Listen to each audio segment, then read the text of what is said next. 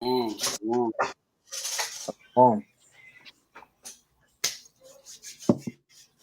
Hey, I'm talking in my mouth muted. Huh? I was about to say. Shalom. Shalom. Hold up. Shalom, shalom. All right. I know y'all been waiting for this class, so we got it for y'all. Get your wives in the building. It's only a couple people in here. I was trying to get y'all a second to get up in this thing. Send your video out. Let me They can't see me, but I got to mute. So hurry up, if I stay. It's only a couple people in here. I was trying to get y'all. Actually, I hear echo. What's going on? That was a riot. He need to turn his stuff down. Yo, Riot, turn your thing in the background down so I don't hear myself when you talking, when you on mute. All right. Let me see. All right, hold up. Let me send this out on Facebook right quick. Y'all make sure y'all like the video and y'all come in the building so the algorithm hit everything.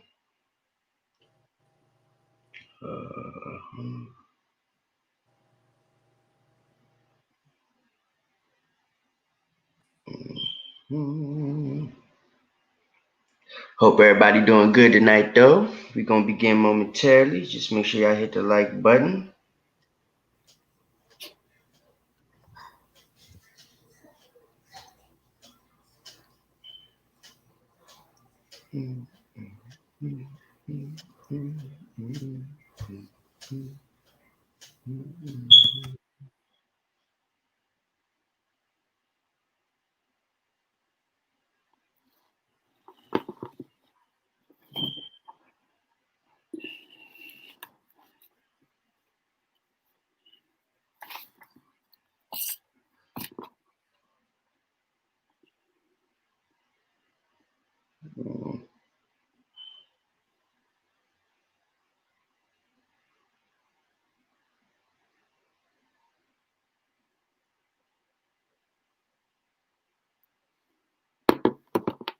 All right.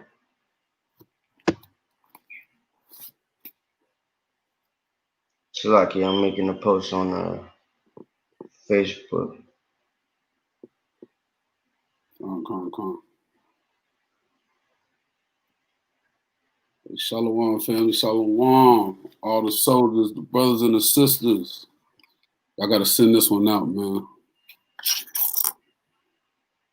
All right. We good to go. Okay. So, Rock, why you always do that? This man come in and then he leave this screen on black. All right. So yeah, like I said, shalom to everybody. First of all, we give all honor and praises to the Most High by Shema Mashiach Yahushua. So as y'all see, we got the class for the ladies today. Basically, obviously, the reason why is because, well, for brothers to be on their game, the helpmeet's got to be on point too. I'm gonna just put it like that. So let me see if I can get some more light up in here. I feel like it's dark.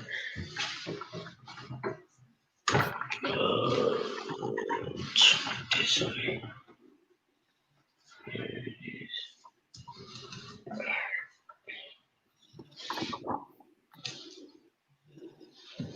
Let me move this way. Okay, that's a little bit better. All right. Yeah, we're not playing tonight. Okay, so all right. Okay. All right. So, but yeah, just want to make sure that the help meets are on point. You know what I'm saying? Because that's something that has to be done.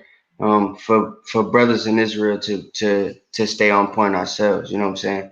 Can't be problems in the homes, and it like strife in the house, you know what I'm saying, makes it difficult for brothers to be able to go out in the world and do what they got to do, because they come home after all the stuff that we encounter throughout the week, throughout the day, all that type of stuff, and we have to deal with stuff from Eve. So it's important that with all the attention that Israelites give to the men, mainly because the Most High is dealing with us from the forefront and everything, but it's also important that we do give attention to the sisters as well, because like I said, if y'all aren't getting the proper teachings on how y'all are supposed to conduct yourselves in your everyday life, your walk, or your house, all that type of stuff, and then it's going to make things difficult for your man. And if you don't have one, it's going to be difficult for you to get one.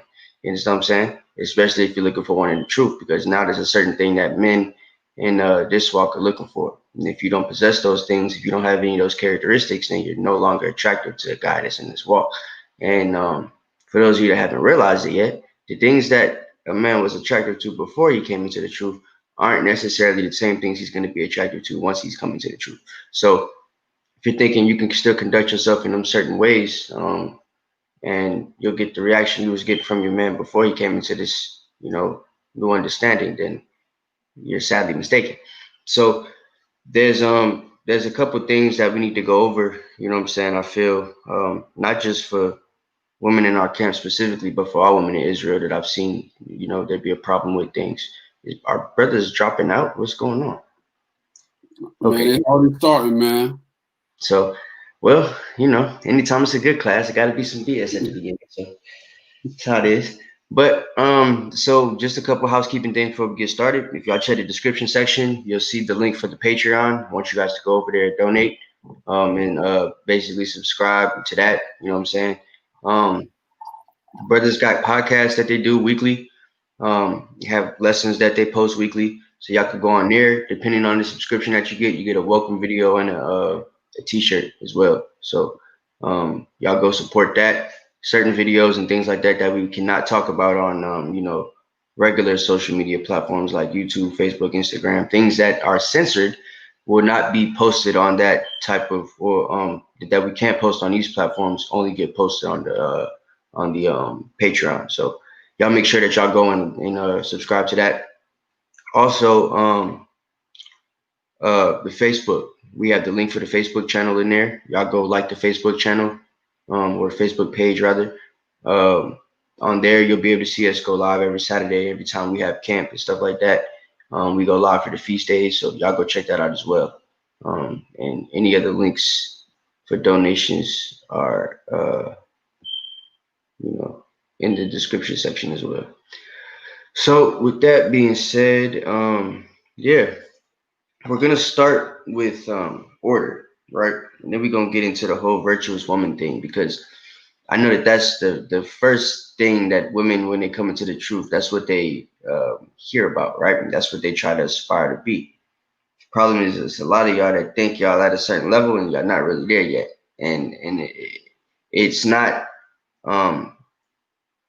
until there's a situation where like we have to correct you that it's easy to put you in your place and make you understand that you're not at that level yet. So there's certain things you got to work on too, because brothers in the truth have a tendency to, like I said, with all the videos out there that are geared towards getting us right, we always are in a position to where we're forced to look at ourselves and make sure that we're doing our stuff correctly the way that we're supposed to be doing. But there isn't really any videos geared towards the women.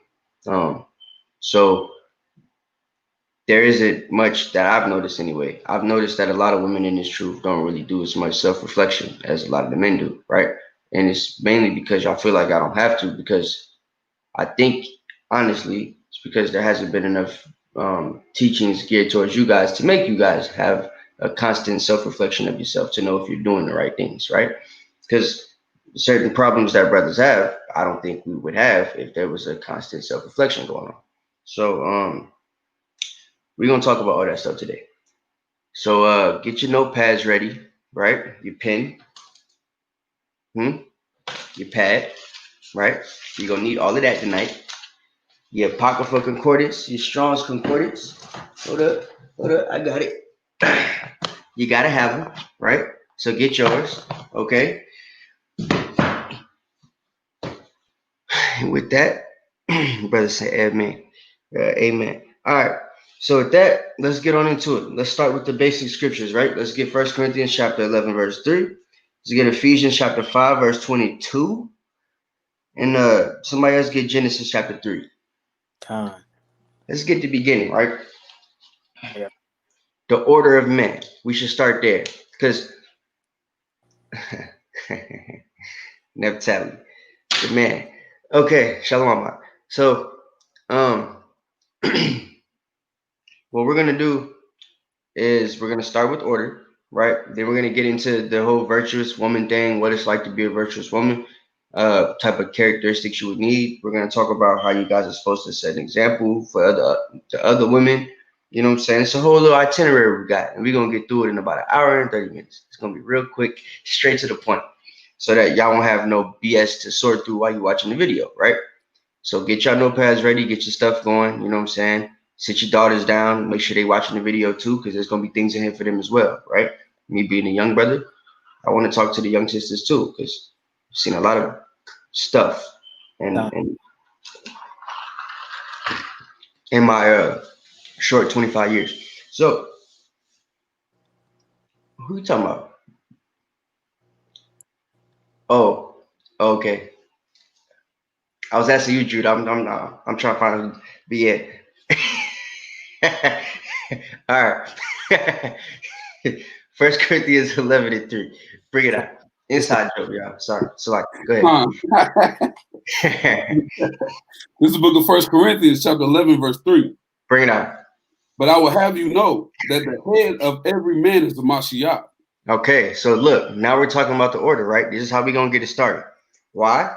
Because not to say that there's a lot of women in the truth that have a problem with this, because usually once y'all start coming to camp and allowing your man to teach you, this is usually not that difficult, you know what I'm saying, of a concept you got to understand. So in fact, most of you, if you grew up in the church, should have a little bit of this concept in your mind, even though the church brings it out more from a 50-50 kind of standpoint. They still do in some way, shape, or form allude to the man being the head of the household. So this is where they get it from for those of you that don't know. So go ahead and read that again. This is 1 Corinthians chapter 11, verse 3. But I will have you know that the head of every man is a Mashiach. So the head of the man is Hamashiach, who they ignorantly call Jesus Christ, right? Mm-hmm. So Yahushua, the Messiah, Hamashiach, who you ignorantly call Jesus Christ, he's the head of every single man in Israel, right? Go ahead. And the head of the woman is the man. And the head of the woman in Israel, right? Eve is the man of Israel, right? Go ahead. And the head of Hamashiach is Yahweh. And the head of the Messiah, Jesus Christ, Hamashiach Yahushua, right? Who is the head of the man of Israel, who is the head of the woman, right? The head of those three levels is the Most High God, Yahweh, right?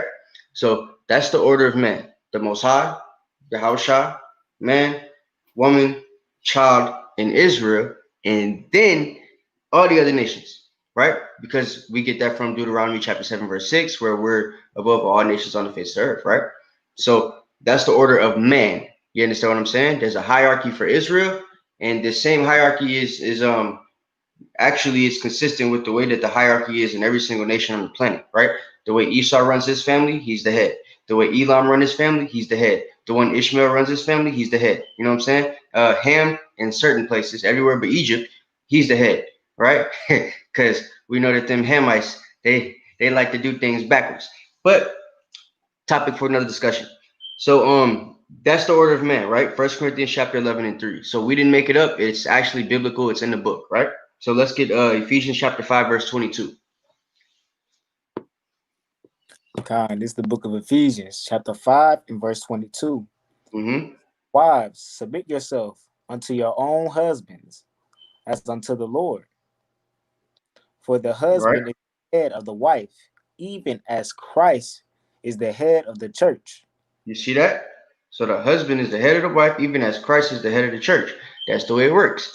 Why is that the way it is? Why did the Most High make it that way? We're going to get into that in Genesis in just a second, so that y'all know this isn't just some misogynistic book that was made and all this type of stuff where the man was just made to be on top and it's a patriarchal system because that's how man invented it to be and all this other stuff that they say on the internet now, right? It ain't like that.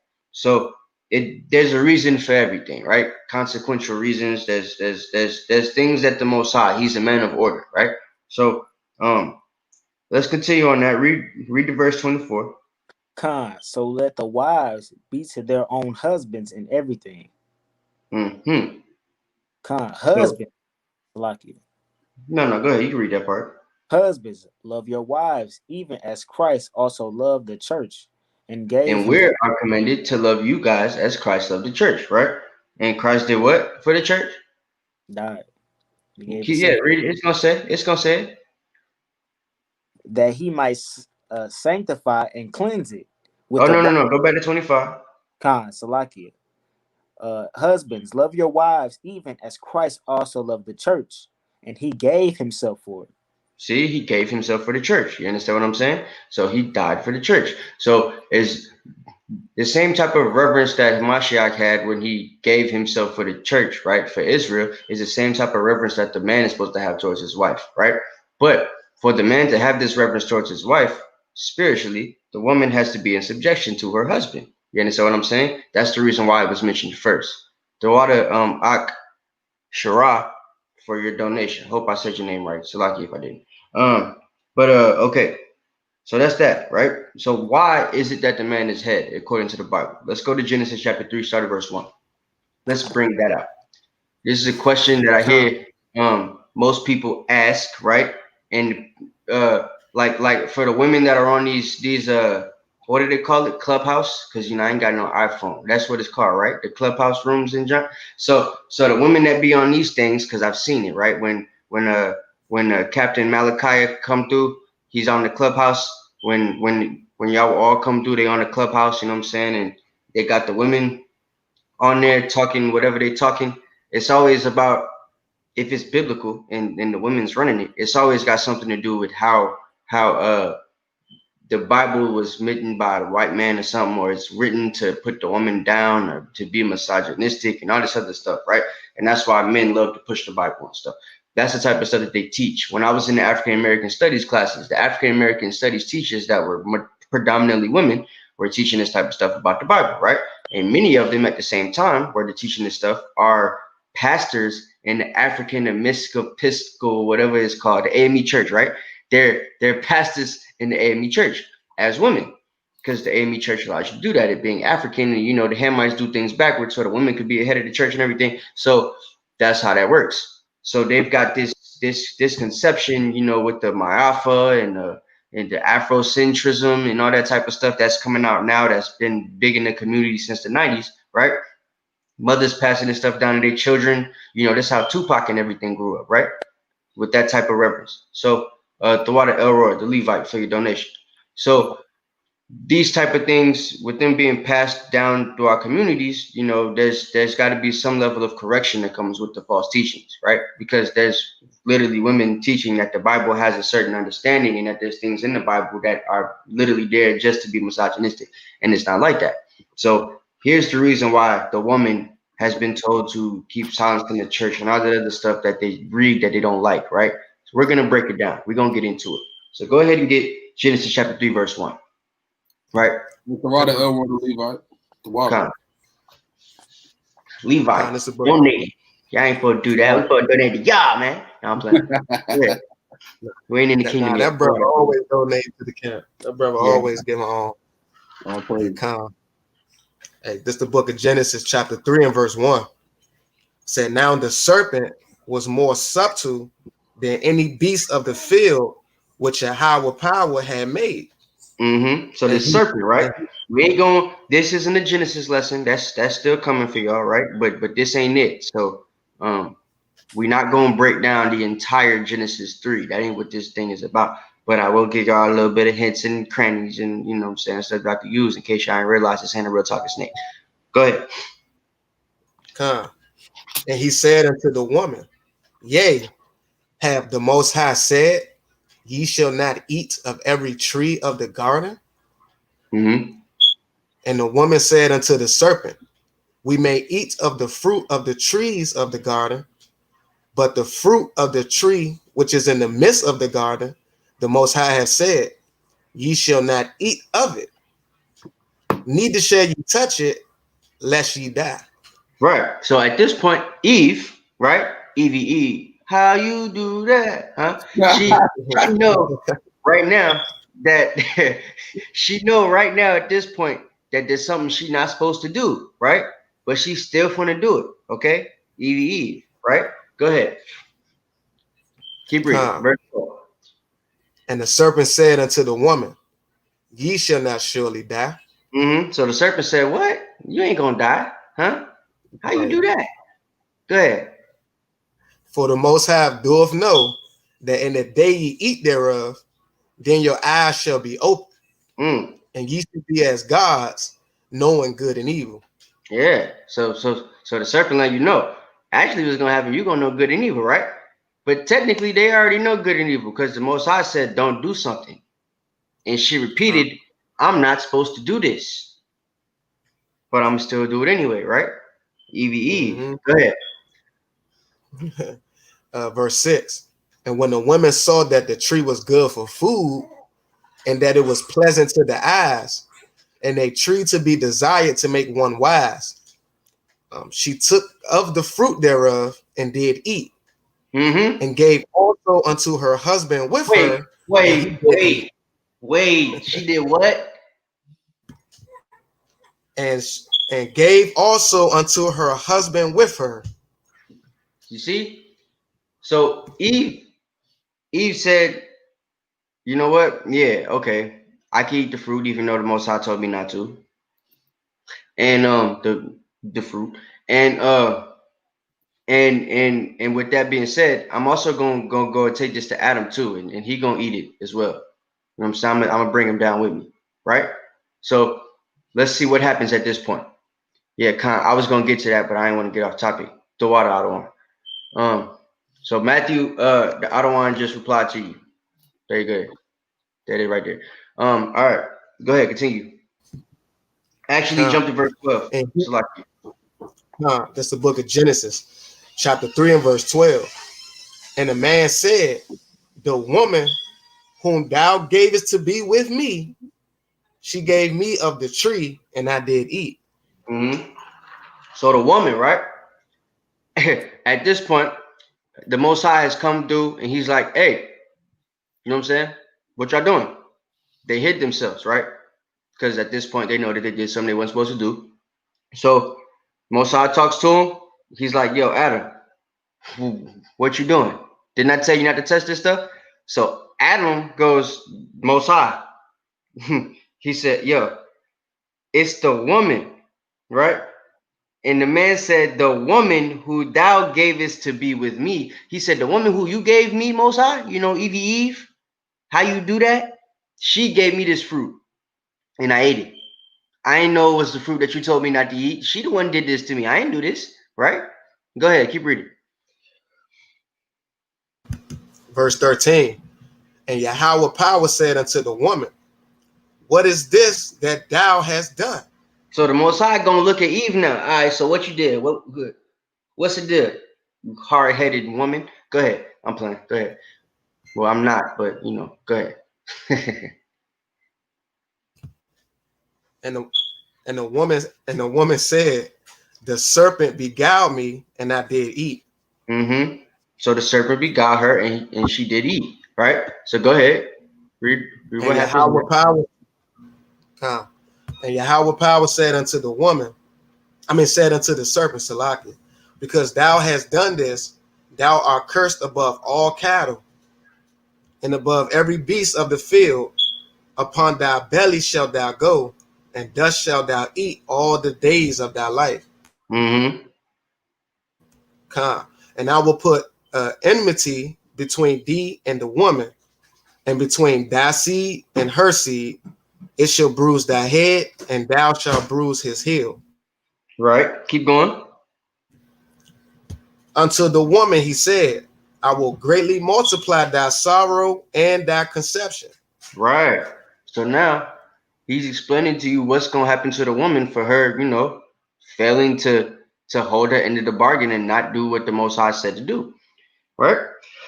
So now he's going to add sorrow to your conception. This is the whole reason why these Afrocentric women have pain during childbirth, right? They'll make up the whole lie that they got the Bartholin gland and they could make, you know, a baby by themselves. They don't need a man for nothing, feeding off what Esau gave them, right?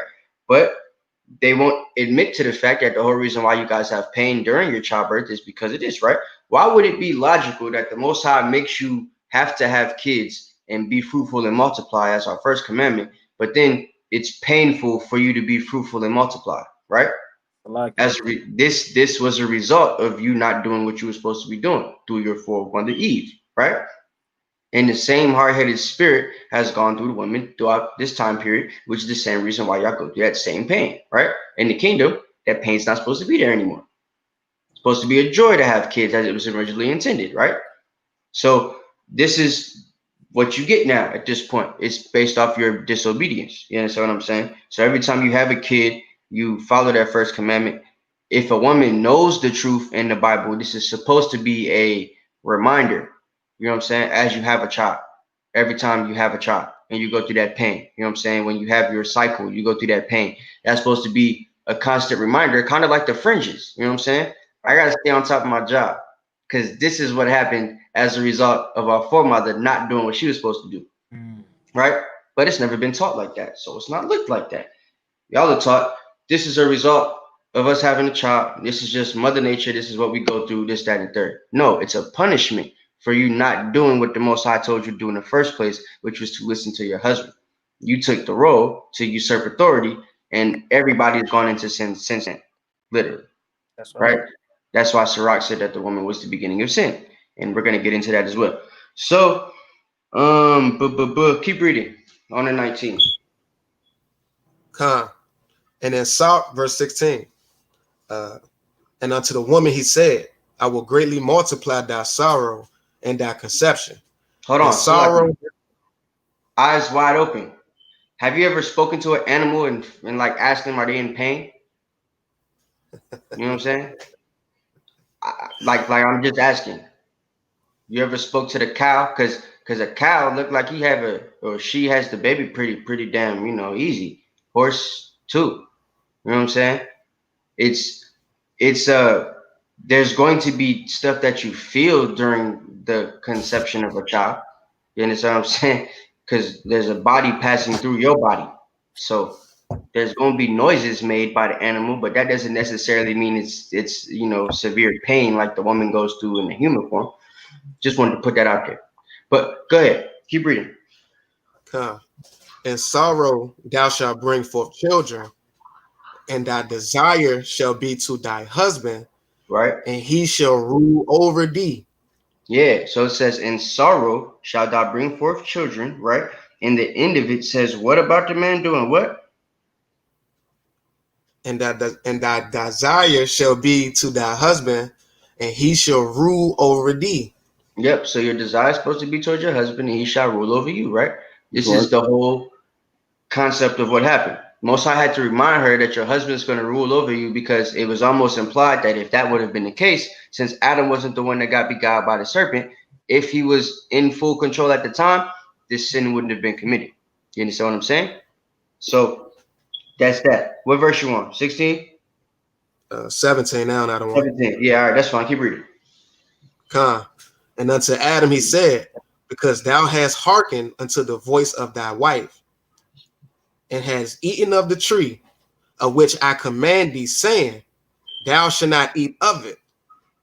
Cursed is the ground for thy sake, and sorrow shalt thou eat of it all the days of thy life. I'm sorry.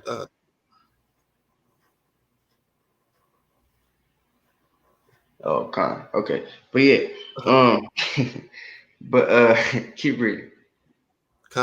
Thorns also and thistles shall it bring forth to thee, and thou shalt eat the herb of the field, and the sweat of thy face shalt thou eat bread. So even Adam, right? Even Adam got a punishment for not following what the Most High said, and for taking the fruit from the wife, not asking where she got the jump from, quote unquote. You know what I'm saying? Wasn't the fruit, but this ain't a Genesis lesson. So for basically submitting to what the wife was giving him, that's what he got punished for.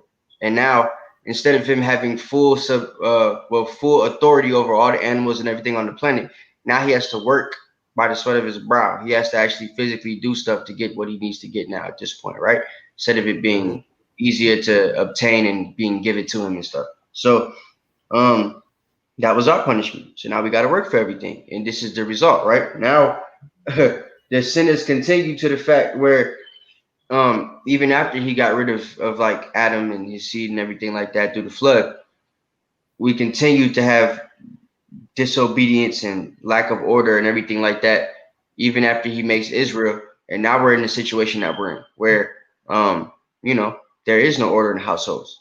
A lot of the men ain't even there, right? As a part of the curses, Deuteronomy 28:54 and Deuteronomy 28:56 for the women that kick out the men, right? So as a result of all of that stuff, this is where we're at. And it, for the second half of it, it basically comes with the lack of submission, which is honestly what happened the first time too in Genesis chapter 3 with Eve, right? So with that being said, let's talk about submission. Let's get 1 Peter chapter 3 and verse 1. Let's start there. All right, come. Yeah. 1 Peter 3 and 1. And then somebody else could get Colossians chapter 3:18. And we'll move to the part that the women want to get into. The virtue, right? You got 1 Peter to rock? Time. Okay, All right, go ahead, bring it up. All right, this is the book of 1 Peter chapter 3 and verse 1. Likewise, ye wives, be in subjection to your own husbands, that if any obey not the word, that they also may without the word be won by the conversation of the wives. Now, what does it mean to be in subjection to your husband? Does that mean just to he tell you something and you just do it? Just yes, Lord, count out of one. Is it a he tell you to make sure that the kids is picked up from school or something, right? Because he can't do it. And instead of you just, yeah, okay, because you got to pick up the kids. You can't leave them at daycare, right? You hit them with the, well, I got to go to work and, I'm supposed to go meet with Sharon after work to go do X, Y, and Z. We supposed to go get, I don't know, hors d'oeuvres or something. You know what I'm saying? You go do something that has nothing to do with what he asked you to do because you already made plans. Instead of just going to get the kids, you can take them and go do whatever you got to do as well, right? So it's like subjection. You understand what I'm saying? What is subjection to the woman in your natural state before you come into the truth? I always wanted to know that. What y'all think that is? You know what I'm saying? Because you ask a chick my age when I'm in school, you know what I'm saying? How is a relationship supposed to go? Because the teachers would do that. Oh, it need to be 50-50 in the household. I listen to him, he listen to me, and we take advice from each other, and it's 50-50, yeah. Okay. I listen to you, you listen to me. All right. So if I tell you,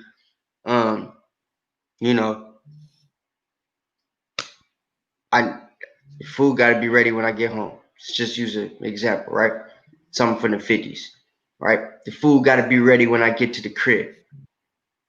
But then it's I work too. I don't want to cook when I get home because my feet hurt. You know what I'm saying? I want to sit down and pop up on a Corona. Okay, how we gonna eat? You know what I'm saying? There's roles that we have to have that we've had since the beginning. But a lot of these, I'll let you go. But a lot of these roles have been non-existent, especially for my specific generation, right?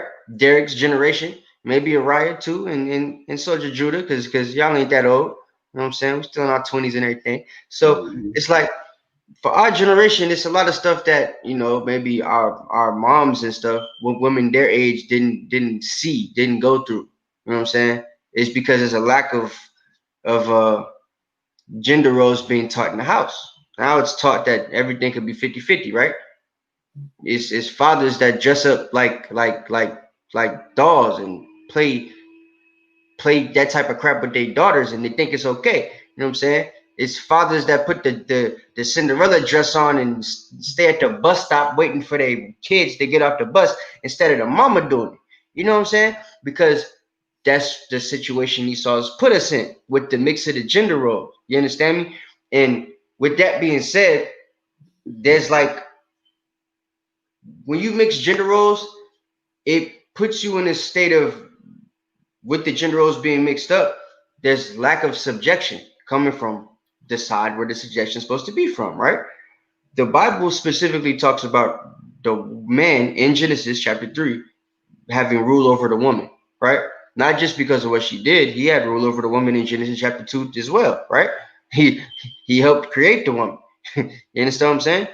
In 1 Corinthians chapter 11, where Paul was giving us the order of man, if you would have continued to read there, it would have explained to you that the man was not made for the woman, but the woman for the man, right?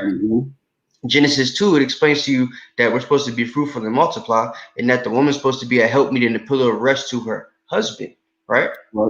So with all these things being said, there's already gender roles that have been like programmed into the brains of the people since the time of Adam and Eve, whether they like it, understand it, believe it or not.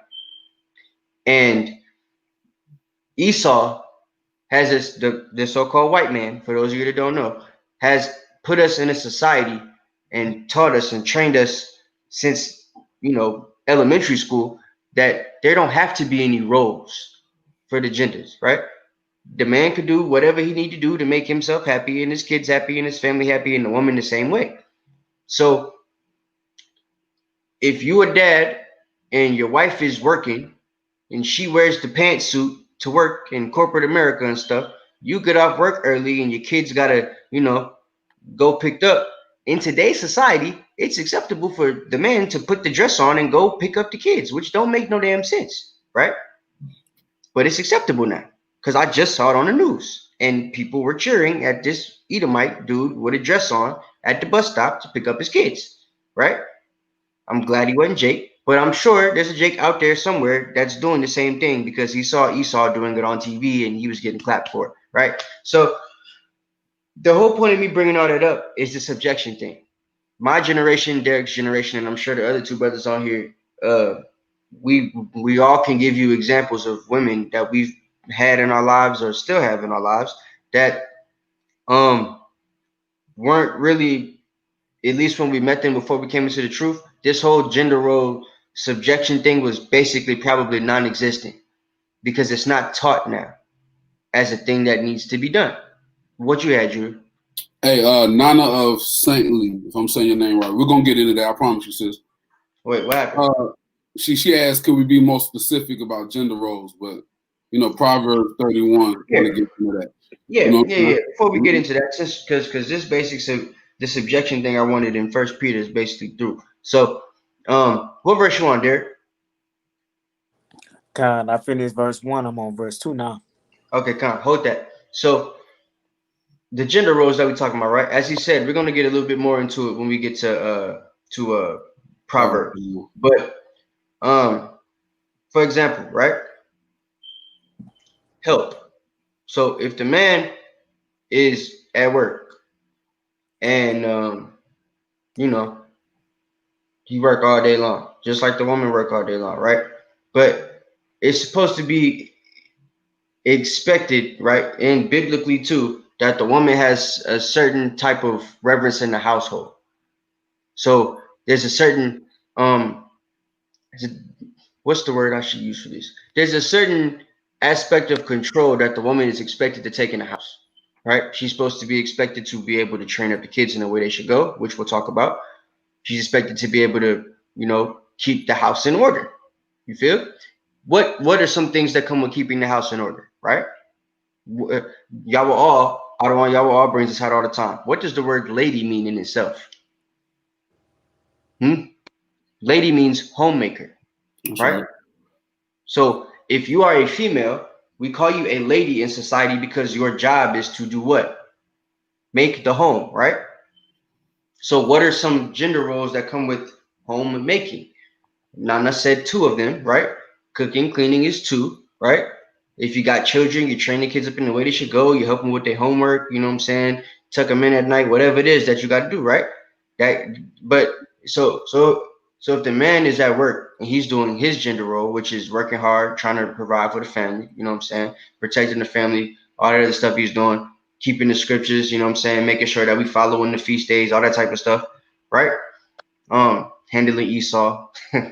So when we're going through those things and the other things that we have to think of, keep in the back of our mind throughout the day, we shouldn't be expected to also come home and do the woman's job as well, because there should be roles that each of us are doing and conducting ourselves in, so that, you know, the family is in order and the household is in order, right?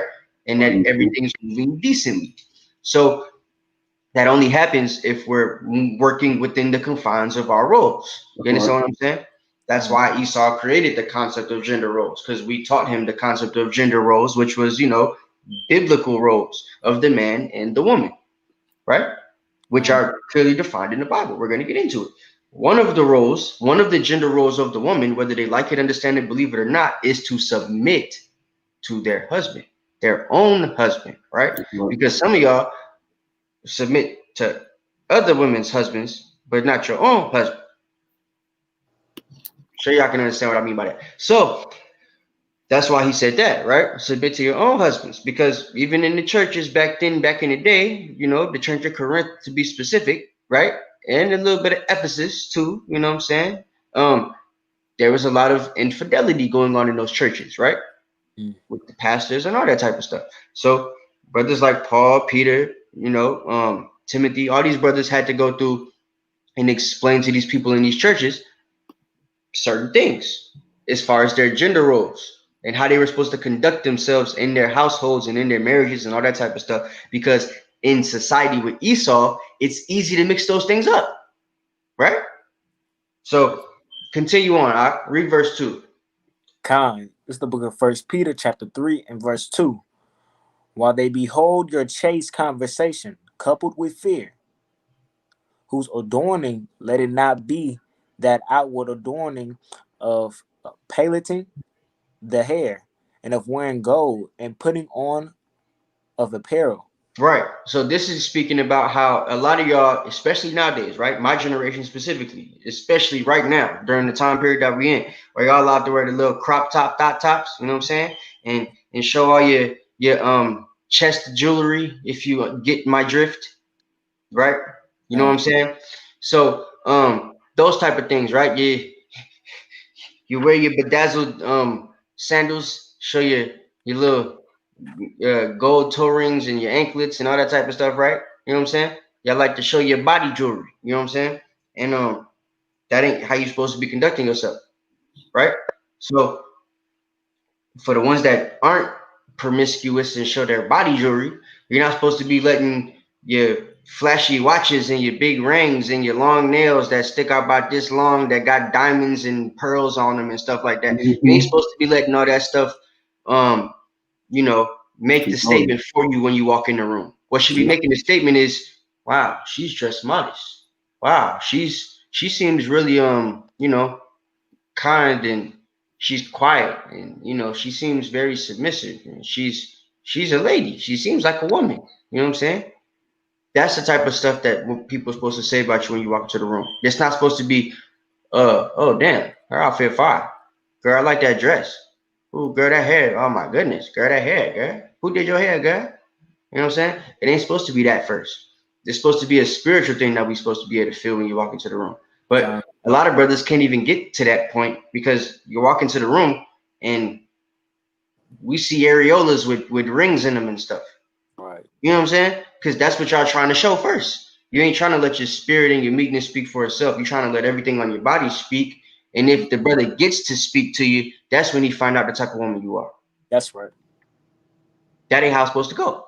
But yeah, legging draws. Right. Yeah. Yeah, sister said it right. Because some brothers will tell you leggings in the normal world, right, in the old days used to be drawers. Now y'all wear them as pants with no drawers on under the leggings. You know what I'm saying? That's how y'all are taught to move nowadays, and your parents let you walk out the crib like that. The man said, Ivan said breastplate. You funny. So, It's like a lot of that also has to do with the subjection, right? And the submissiveness. A lot of y'all dress like that because you didn't want to subject to your fathers when they were in the house, right? Or if you didn't have your father, your mother's telling you not to dress like this. You didn't want to subject yourself to your mother, right? To your parents and the things that they were trying to tell you to do. So you walk out the house being promiscuous. And I think before we get into Proverbs, we probably need to talk about that part. You had something to say, Judah? Hey, yeah, let me get something real quick. All right, can you give me Jeremiah 31:22 real quick? Cause you know, a lot of our sisters, they got this spirit on them where, you know, like I don't want was saying, you know, he might tell you, hey, make sure you have something ready at the crib when I get home, or pick up the kids, or whatever. Make sure the house clean. We having company tonight, something. You know what I'm saying? And a lot of these sisters these days in our generation, especially our generation, they got that you do it nigga spirit, right? And this is why. Go ahead and bring that out. It's the book of Jeremiah, chapter 31 and verse 22. Said, how long wilt thou go about, O thou backsliding daughter? For Yahweh have created a new thing in the earth. A woman shall compass a man. Right. So our sisters been backsliding, man, because this is not our natural way of doing things. You know what I'm saying? And I'm gonna get into some other stuff later, but this ain't the natural way how things were created. You know what I'm saying? Our sisters these days, they want you to pay for their life. You know what I'm saying? You can't pay for their hair, their nails, their food, their clothes, pay for their crib, and you're not even living with them. They don't want nothing to do with you. But if you ask them to clean up the crib, submit, they like, nah, I ain't doing it. But if you are living with your sister and she got that spirit, she wants you to, she wants you to be 50-50. She wants you to take her job and your job. She don't want to listen to you. She don't want to do nothing you say. She doesn't want to submit. But as soon as somebody break in that front door, kick that door in, you got to be behind you. You know what I'm saying? She's right behind you, shaking, because she wants you to be what the Most High wants made you to be. Judah, I'm tossing her the baseball bat. Yeah. You said what? Yeah, exactly. But so if you want to be the man, and you want to tell me what to do, you don't want to submit to me. I have to submit to you. When somebody breaks in that door, you take the whole man role. Don't be a man when it's profitable to you. You know what I'm saying? So our sisters, they got to quit backsliding, man. Esau has made it to where you can pass a man. You know what I'm saying? And we got to get back into our right roles that the Most High gave us. Oh yeah. Hey, yeah. Give me Sirach chapter 25. I was gonna go there in a minute. And then somebody else gets Sirach chapter 26, because we're gonna read them like simultaneously, right? I'm already at Sirach 25. You want 24? Nah, I want 25. Let me see where I want to start. Hold on. Man, we actually need to start at 21, kind of sort of. 21? What's in 21? What it say? What you want in 21? Nah, we don't even need to start it. We need to start before that. I ain't gonna lie. We need to start before like 13. Yeah. Start at verse 1 and then come down. Wait, what chapter? You talking about 25? 25. Yeah. Okay. Yeah, all right. I thought you said Sirach. I thought you were talking about chapter 21. Okay. Nah. Sirach. Yeah. We need to break that one down out of one. That's what I want. I was gonna go to like 10, 12, but we can start at 1. Go ahead. Let's get it. Go ahead. Natalie said read the whole chapter. Yeah, nah, we ain't got time for that. They gonna have to go read it. That's why they got the Bibles. You got your notepad, your pen, your paper, right? Y'all need to go back and read the whole chapter, because it's gonna be impossible for us to give you 100% of the facts in a couple hours, right? I started a little bit late tonight because I want y'all to be able to, as soon as we get off of this, just go to bed and think about everything we spoke, so that when y'all wake up in the morning, the Most High done programmed how you supposed to act in your mind. And then you just wake up a whole new woman. Y'all done repented in your brains and everything. And you wake up acting like Sarah. You know what I'm saying? Instead of Eve. You feel me? Hey, I don't want. We can read. Let's read verse 1 and jump down to 16. All right. I think that gets what we need. Actually, you're gonna read verse 1 and jump to 12. But go ahead. I'll do that. This is the book of Sirach, or Ecclesiasticus, chapter 25 and verse 1. Bring it out. In 3 things I was beautified, and stood up, beautiful both before Yahweh and men. The unity of brethren, the love of neighbors, a man and a wife that agree together. Right? So the other stuff is cool, but the part we're going to stick on tonight is the man and the wife that agree together, right? Can a man and the wife agree together if you a man in the truth, right? I'm not talking about a man that's in the world. I'm not talking about Creflo Dollar church men, you know what I'm saying? Or TD Jakes church men. I'm talking about Hebrew Israelite men, right? That have an understanding of the Bible, real Hebrew Israelite men that actually do the work, right? So if the Most High likes when a man like that is with a woman and they agree together. The only way that happens is if the woman is doing something that she's supposed to be doing that Peter spoke about, right? Subjection, acceptance of the gender roles, right? That being said, jump to verse 7. Verse 7. No, 8. Verse 8. Well is him that dwelleth with a wife of understanding. Well is him that dwelleth with the wife of understanding. What does a wife of understanding possess, right? She understands that there's a role she has to play. She understands she's a lady and that her main role is to be a pillar of rest and help. If you're a man and you work for Esau or anybody, right? You work for Jake that works for Esau, that acts like Esau, you know what I'm saying? Because he want to be Esau. So you go to work as a man in the truth, you already knowing you're supposed to be at a level above all men on the face of the earth. So it's already a slap in the face that you got to go work for somebody else in the first place. Yeah. Right? The women ain't thinking on that level. So I'm going to break it down to you, right? So we at work all day long, struggling, right? Trying not to slap our boss in the face every time we look at us because, again, we know we the top people on the face of the earth. There's a certain way we see ourselves, right, that we didn't see ourselves before. So it's no longer acceptable for us to have this cracker talk to us a certain way at the job, right? Right. So we now have to sustain and suppress our real emotions and all that type of stuff all throughout the day. Eve is above us at the job. The brother just told you that the woman's going to surpass a man. We know that the woman is not supposed to assert no type of authority above the man, but our woman is a boss. I mean, our boss is a woman at the job. So we having problems at work because the whole time we're thinking about all this type of stuff, yo. Eve is telling us, hey, bro, I need you to do this junk, get it done by 1 o'clock. You supposed to be going to lunch at 12. She just told you to do this junk at 11:30, and she wants you to get it done at 1 o'clock. You're gonna miss your lunch. You're gonna be starving.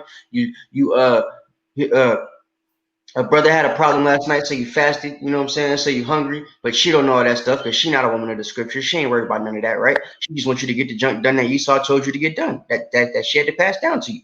So you thinking about all this type of stuff. You didn't get to eat. You come home in the rib, not even cooking, right? So you ask, hey, well, what we gonna eat today for dinner? I don't know. Feed yourself, nigga. Right? That was Eve, by the way. That's the response Eve gives you when you get home after dealing with Eve at work and Esau at work. Right? This is what you get. Then it becomes an argument because you're like, damn, I just wanted to come home, kick my feet up, relax after the long day I had. Right? And the whole time Eve is thinking, well, I had a long day at work too. I just want to relax, kick my feet up, watch TV, love and hip hop for come on, nigga. It's Monday. Right? So I don't know if love and hip hop come on. I'm just But I don't want, hold up, I don't want. Go ahead. But Esau can ask her to do something at the job that's outside of her job description. So can go get me a coffee from McDonald's. And what she said to Esau? What size is it? How many creams? Huh? How many sugars? And she's gonna take her car to do it, and she's gonna pay for it. And she called him Adawan. Right? Huh? And she called Esau Adawan. Yeah, Khan Adawan. Yes, my lord. How many creams you want in your coffee, cracker? Right? But then you get home, feed yourself, nigga. Okay. That's all. So it's a fight. Excuse my language. But this is how I have to act because I gotta make it real for y'all. Y'all know that's what you get when you get to the crib, right? So this is what we come home to, and Eve will spit herself in. Yeah, split completely, right? He made split, not spit, but split. Yeah. but that's what like you get. And it's difficult to flip that, you know what I'm saying? So this is what you end up with when you get home from work. And Eve don't even realize that she's actually feeding into all of the BS that you go through. So when a fight commences in the house, when an argument starts, oh, you just want to fight, you just want to talk about something. You could have went and got yourself American Deli, Nick. You could have been home, all that type of stuff. But she's not realizing you spoke to her about this stuff because you're expecting for things to be a certain way when you get home. It's in your spirit as a man in the truth, once you find out about this thing, that there's a gender role. If you grew up with your mom and your dad in the house, you saw your mama acting a certain way. My mama, when she could walk and everything, she always had food ready. She worked in corporate America, had to wear the pantsuit and everything, right? But she'd get home from work, pick up me and my brother from Kids Are Kids, and then cook, right? And then after she cooked, that's when she go kick her feet up, turn on Judge Judy, Judge Mathis, Judge Joe Brown, all the judges, right? Mm-hmm. Maury, all that stuff, right? And we used to sit down and watch it with her and eat the food. But nowadays, they kick their feet up, and you got to cook yourself some food when you get home, right? And you get home at 9:30, 10 o'clock. She been home since 6:45. And she already ate. Yeah. Right? That's what we get now. And it's because they're not being taught the gender roles. They're not being taught how they're supposed to act, how they're supposed to conduct themselves. And that's because, and even if they are taught, a lot of them just don't care. And it's because of what the brother read out, right? They're going to surpass a man in this society. So now they have a choice. They feel like they do at least. I could choose to be this man's help in his pillar of rest, or I could choose to make him my help in my pillar of rest, right? So which one do they usually decide to do in this day and age in this society? They're trying to make you to help me, right? But a man in the truth, y'all have to understand that ain't gonna fly with us, because it's a certain way that we know things are supposed to go. That's right. And it's ingrained in our spirit now, because what does the Holy Spirit do? It brings all things to remembrance. Mm-hmm. So now there's a certain way that we've remembered we're supposed to act and conduct ourselves in our home. There's a certain way that we remember our woman's supposed to act and conduct herself in the home. There's a certain way our children are supposed to act and conduct themselves in the home, right? When the child don't listen to his parents, he get in trouble. You know what I'm saying? Mama tell me don't take no back streets. I take a back street, I get into a car accident. I almost died on Thursday. That's my fault. Understand what I'm saying? But when the kids listen to their parents, things turn out the way it's supposed to go. That's them being trained up in the way they're supposed to go, right? So, we have verse. I want you to jump to 13. Okay, come. So we see it. Most High loves when a man and a woman agree together, right? We see that it's a great thing when a man has a wife of understanding. What is she supposed to understand? Her roles. That she's supposed to submit. That she's supposed to be a help and a pillar of rest first. That's your number one role. Right? Y'all like LeBron James. Y'all like basketball and stuff, right? LeBron tell you straight up, hey, bro, basketball players got roles. All the brothers in the NBA don't suck. They made it to the NBA, right? But some of them brothers, you never ever seen them play, ever. Can't even find no college tape on them dudes. How'd they make it? They was good. They know they was good because they made it, but they're comfortable sitting on the bench the whole time and making $500K a year instead of making $50 million like other brothers, right? Why? It's because they're comfortable with their role. They understand there's a role they have to play. They're not trying to move outside their role because they want to ring. Everybody got to conduct themselves in the role. It's the same way in the household. That's right. There's a role you have to play, whether you like it, understand it, believe it or not. And even when you don't want to do your role, you have to do your role. That's just how it works. When you don't want to go to work, you still got to go to work, right? Because you got to pay the bills. Mm-hmm. If you came home and you cook, then cook. If you got to cook, right? If the brother got stuff to do, he asks you, and you home, you ain't doing nothing. He asks you just, hey, I got folks coming over. Can you clean the crib up so that it's ready when I get home? My parents coming through, right? Clean the damn crib. All you gotta do is fold up the damn blankets, put the pillows how they supposed to do, put the little lemon fragrance, you know what I'm saying? Make it smell clean, and then sit your behind down and watch some goddamn TV. That's it. You did what he asked you to do. You cleaned. You tidied up. Instead of the brother go to work, he come back, and the house still look the same way it looked, and you in the living room. You in the living room, and it still looked the way that it looked when he left, and he asked you to clean up. Like, cool. You ain't go to work. It's submission. It's a respecting too. Because if she really respects you, she gonna do that. But I digress. Verse 13. Khan, this is Book of Sirach, chapter 25, verse 13. Verse 12. Khan, verse 12. The fear of the Most High is the beginning of his love, and faith is the beginning of cleaving unto him. Some of you women don't love the Most High. Because he gave you a woman. I mean, he gave you a husband, and you don't submit to your husband. Didn't we go over the order of man? What's above the woman in the order of man? Who's above the woman? Who's the head? Y'all can answer that. The man, right? So if the man is the head of the woman in the order of man, and for you to show that you love the Most High, you're supposed to, submit to him, right? How do you show that you love the Most High if you're not submitting to the person that the Most High gave you to be your head? That's how y'all supposed to be thinking of this thing. Every time you disobey your husband, you disobey the Most High. Because you really serve the Most High through your husband, if you have one. According to the order of man. That's right. Which is why there's all them scriptures about you submitting to your own husband. Right? Mm-hmm.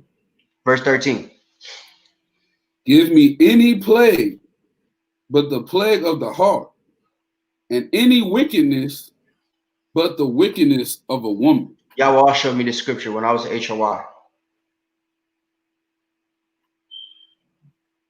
Give me any plague but the plague of the heart. Mm-hmm. Right? Because Eve messed your heart up sometime. Mm-hmm. You feel me? Give me any wickedness but the wickedness of a woman. Right? Wickedness is a lot of different things that could be wicked. Brother kill your mama, that's wicked. Mm-hmm. Right? Your boss fire you, that's wicked. Brother kill your daddy, that's wicked. Mm-hmm. Brother steal something from you, that's wicked. They say you could get any of that stuff. It ain't going to feel as bad as the wickedness of a woman. Keep reading. Tom, you want me to skip down to verse 16? No, I want you to keep just read. Right. Read. Look. It's in pink on my phone. That means it's all for Eve. Go ahead. All right. Verse 14. And any affliction, but the affliction from them that hate me. Because look, check this out, right? Eve can hate you too. Yeah. Brothers get afflicted by their wives sometimes because their wives don't love them when they come into the truth anymore. They don't show you the same type of respect. And you would think that when you a man and you walking through life clueless, right? Not knowing what the hell you are, or when the hell you are, or anything like that, right? You think you're black, you're a crayon box, and you're from two continents that got a big body of water between them at the same time. You understand what I'm saying? And you think you the stuff. But she love you when you in that state. Mm-hmm. She'll do anything for you. She'll listen to you. She'll subject herself to you, right? Submit herself to you. She'll clean your drawers, wash your clothes, have the food ready, all that type stuff, right? But as soon as you find out you a king on the earth, you above all people on the planet, that the earth was made for your sakes, you a God on the planet too. You trying to come back to your law, statutes, and commandments. That's teach right. Her the law, statutes, and commandments and her true heritage according to the Bible. They don't want to mess with you no more. Now they don't want to listen. Now they don't respect you. Now you don't get the same reverence in the household that you was getting before. Why is that? Is it because that in the world, before you knew you was all those things, you couldn't be nothing but equal to Eve? Because you didn't know nothing better, right?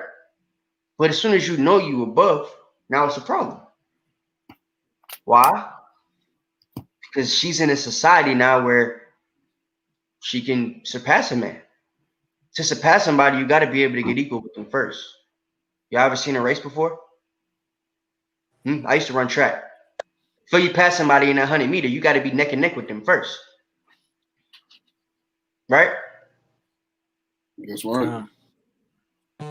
Esau, for those of you that don't know, Esau had to put you in a situation where in slavery, the man was getting butt raped, and all that type of stuff in front of his woman and his child, right?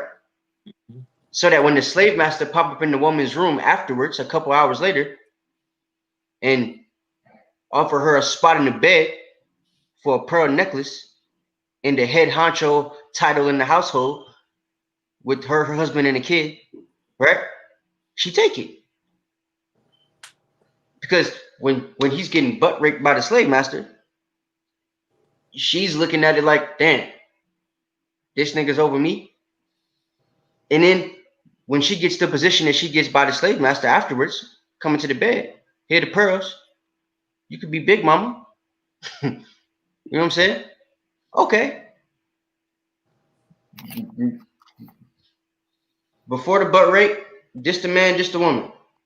While the butt rape happened, just the man, just the woman. Once the slave master get involved, just the man, just the woman. Right? And look at where we are now. Now Eve can surpass a man. Eve's your boss at work. So because she your boss at work, guess what she automatically feel like she got to be when she get home?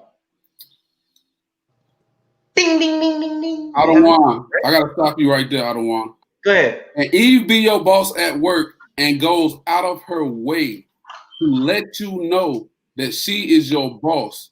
And she will do the most to prove to Esau that I'm not letting these little niggas, you know what I'm saying, get away with nothing. I'm going to run your plantation the right way. I'm going to run this as I'm yourself. You know what I'm saying? That must be crazy. So look, I'm going to be real with you, right? Because I've seen it. Actually, when I was in African American Studies, the teacher I had my first semester, he was white. His name was Matthew Quest. Never forget him. He's married to Eve and everything. Eve treated him like a king in the household. I went to their crib one time. This was literally 5 months before I met Joel. Hadn't heard of the Israelites yet, but I was making a connection between black folks being Jews, right? Because the white man told me that. He said there's a connection between black folks and Jews, right? So, and look, see, they deal different with Esau. This is how I don't want it. He says, it'd be like that. I've had Eve as my boss a few times, right? They deal different with Esau. Give you a hard time. They give you a hard time, and it's yes sir, no sir to the other man, right? To the goat hair dude. So it's like the way Eve does it, right? They're taught that there's a certain way they can conduct themselves at the job. They become the boss, they get to rise up in their ranks and all that type of stuff. So when they get home, it's naturally in their spirit. And this is something that Esau has done systematically since the time of slavery. Right? It started in the slave houses and stuff like that when they were butt raping the men and allowing the woman to get ahead of the household by having sex with the slave master. At that point, from there, it became the whole welfare thing, right? You could get this bigger check to be able to be the breadwinner in the household if the man ain't there. And you know, most of the women got the man anyway. So they're making the men lead a household every time Esau come through so that they can get this check. The man know that she's getting a check and she's actually helping. So at this point, in order for the man to get what he knows he's supposed to get in his spirit, which is a helpmeet and a pillar of rest, Esau's like, you can't get your helpmeet and your pillar of rest unless she's making the check and she gets to live at the house by herself. So you got to just come and go as you can. Not as you please, but as you can. Right? So And the only way that happens is if Eve is the head of the household. It's a systematic thing. And you know who told this to me and broke it down to me at his house in front of his black wife? Mr. Matthew Quest, my African American studies teacher. So Esau knows this. He knows the system that he's put you in, even when he's married to Eve. And he teaches her to conduct herself, even though she's married to the slave master. But she's got a gender role in his house. She ain't supposed to have a gender role in our house, but in his house, she make the food. The spaghetti was ready when I pulled up.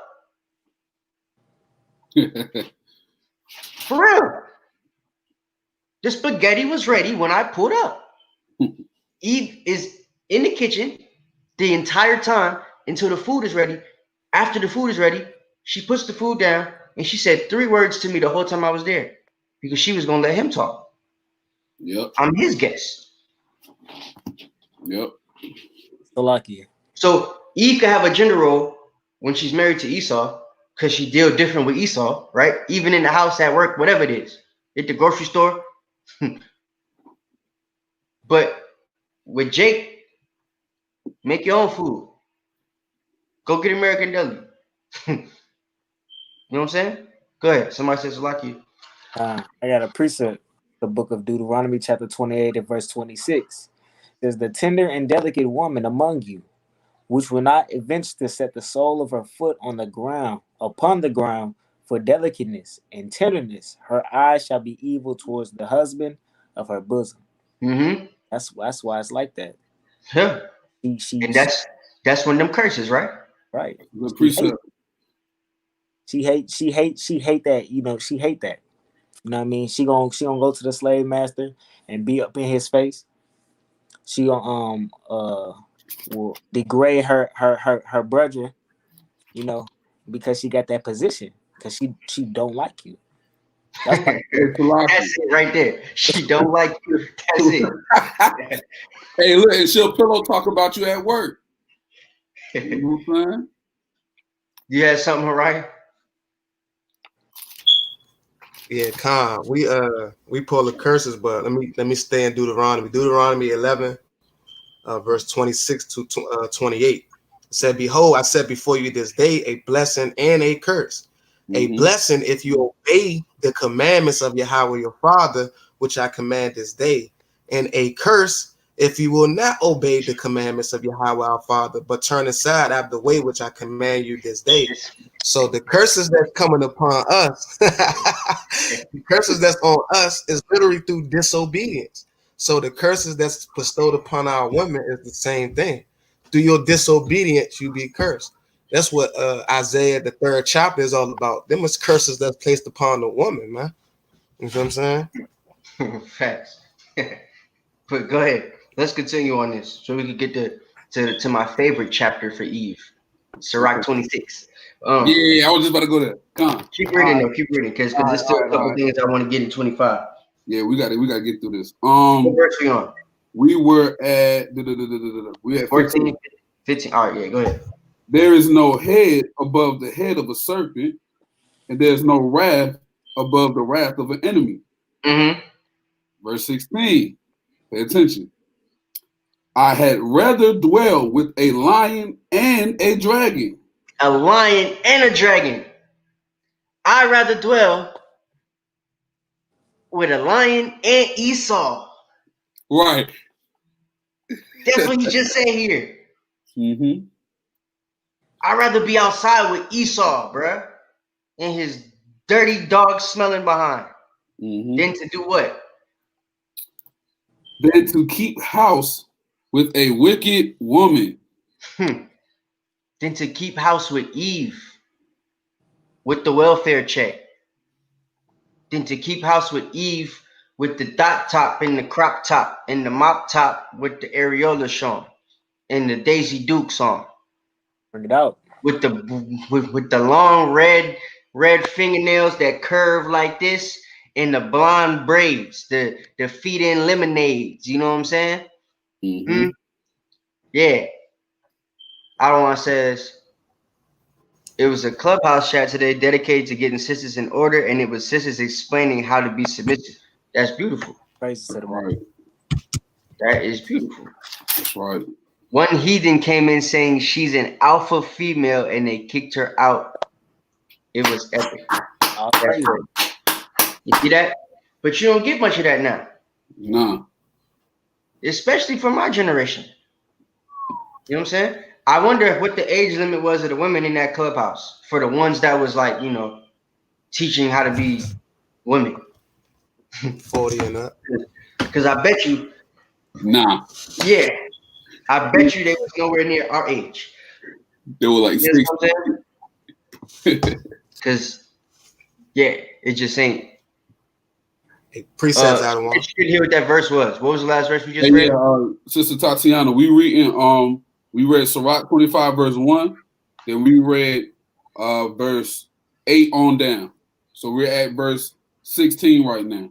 Yep. So I'd rather dwell with the lion and the dragon than to keep house with the wicked woman. I'll read 17. The wickedness of a woman changes her face and darkens her countenance like sackcloth. So you know what I always said? Cause I first heard this scripture on that Thursday night call that y'all were always telling y'all about last time with Zaquan Zabak, Adawan Zabak, right? So this is when I think of verse 17, some of y'all gonna get mad, but I walk down the street now, and you know the girls that got like the dark spots on their face. Sometimes their face a little dark. It automatically just made me feel like, damn, she wicked. It's not a literal darkness, but I be feeling like I can see it now. Just cause half of Eve is 90% of Eve these days is wicked anyway. So you know that's just how it is. It's But like, y'all got to keep this in mind. Biblically, the brother Sirach, one of the wisest men in the Bible, is telling you that it's better to dwell with a dragon and a lion than to dwell with the wicked one. hey, Salaki, I don't want. Go ahead. There's a thing real quick. There's a thing that sisters, sisters be walking around and they just don't have that glow that, most sisters have. You know what I'm saying? And they have this look on their face like they always angry, but nothing's wrong with them. They're not upset or nothing. And you ask them what it is, they call it I'm not going to say the word, but they call it a resting female dog face. You feel me? But it's a face that you always like this. You always got this frown. That's your countenance changing because you low key, you are wicked as hell. You a demon. That's what it is. Be real. Right? Mm-hmm. Right. You Baphomet in a woman's body. That's the facts. So, verse 19. We didn't read 18. 18. Huh? We stood up 18. Oh, I skipped over that. My fault. Go ahead. Yeah, because this is a good one. We need this. Yeah. Her husband shall sit among his neighbors, and when he heareth it, shall sigh bitterly. No woman walk in the house, anything. You at peace. And you're like, oh. You know what I'm saying? Verse 19. Let's get through this. Verse 19. All wickedness is but little to the wickedness of a woman. Mm-hmm. Let the portion of a sinner fall upon her. Why is that? Because basically all men have fallen into sin because of a woman. We're going to get into that in the next chapter, right? So, verse, no, keep reading. Yeah, we got to. As verse 20, as the climbing up a sandy way is to the feet of the age, so is a wife full of words to a quiet man. You see that? So look, an Israelite man, we get to the point where it's not really beneficial to us to argue with you anymore. Yeah. In the world, we argue all day. I noticed that, right? In the world, we argue all day. We don't mind. But when we get into the truth, it's like, yo, you be talking, and it's just, I ain't never had that want thing until I got into the truth. Before I listened to you when you arguing, you're screaming my ear off and stuff. But now it's like, hey, since I didn't woke up, as soon as your voice gets to a certain decibel, it just naturally becomes wah. I can't understand you no more. Right? You know that clamorous woman verse? Mm-hmm. You ever seen the meme for the clamorous woman? It's the chick from Friday with the blonde hair and the red fingernails with the phone, Mm-hmm. and she's screaming through the phone, right? Or some of them got Teyana Taylor Byron. Byron, yeah, right. So like that's that clamorous woman, that woman with too many words, bro, full of words. You feel me? We don't like that. If y'all don't realize it, we don't like that, right? Because the whole subjection thing, if you really are in subjection to something, there's a certain amount of talking that you don't do, right? When you're a subject to a king and you watch the movies, are the subjects allowed to just start talking to the king however they want, whenever they want? Or do they got to ask permission, right? I'm not saying ask your man permission to talk, but I'm saying it's like a subjection thing. It's a respect thing. It shouldn't be a bunch of words that got to come out your mouth all the time, especially if they coming out in an aggressive manner. You know what I'm saying? And Eve nowadays is just aggressive. Y'all is raw. You know what I'm saying? Right. Y'all is a lion and a dragon at the same damn time. Y'all is stinks. You know what I'm saying? Sheesh. Go ahead. Keep going. Verse 21. Stumble not at the beauty of a woman, and desire her not for pleasure. Right? So stumble not at the beauty of a woman, desire her not for pleasure, right? That's why a lot of us in this truth, we wake up, we're not swayed by the dot tops no more. The booty shorts. For real though. I ain't worried about that. The chicks walk by camp, it don't phase me no more. I kind of get upset because I'm like, bro, why is she walking out here like this? You can hear us in the camp videos on Saturday. Yo, why did Eve? It's 10 degrees outside. And every part of your body that ain't supposed to be showing is showing right now. Why? A brother not gonna look at you in the cold. He ain't even looking at you. He trying to get to his car. He walking by. It's just too cold for that mess. We ain't even looking at you on the way. We ain't looking at you walking down the street. I'm freezing my butt off between these cement buildings down here. Right?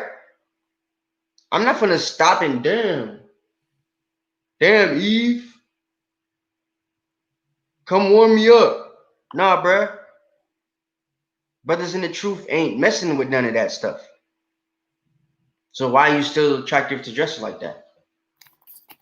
You say you want a good man. You say you want a brother that's about his business, right? But when you find a brother that's about his business, you don't act like you want a brother that's about his business. Questions for the sisters. All right, keep going. Keep reading. And this next verse is for you brothers. You wondering why your sister like this. This might be why. This is Sirach 25 and 22.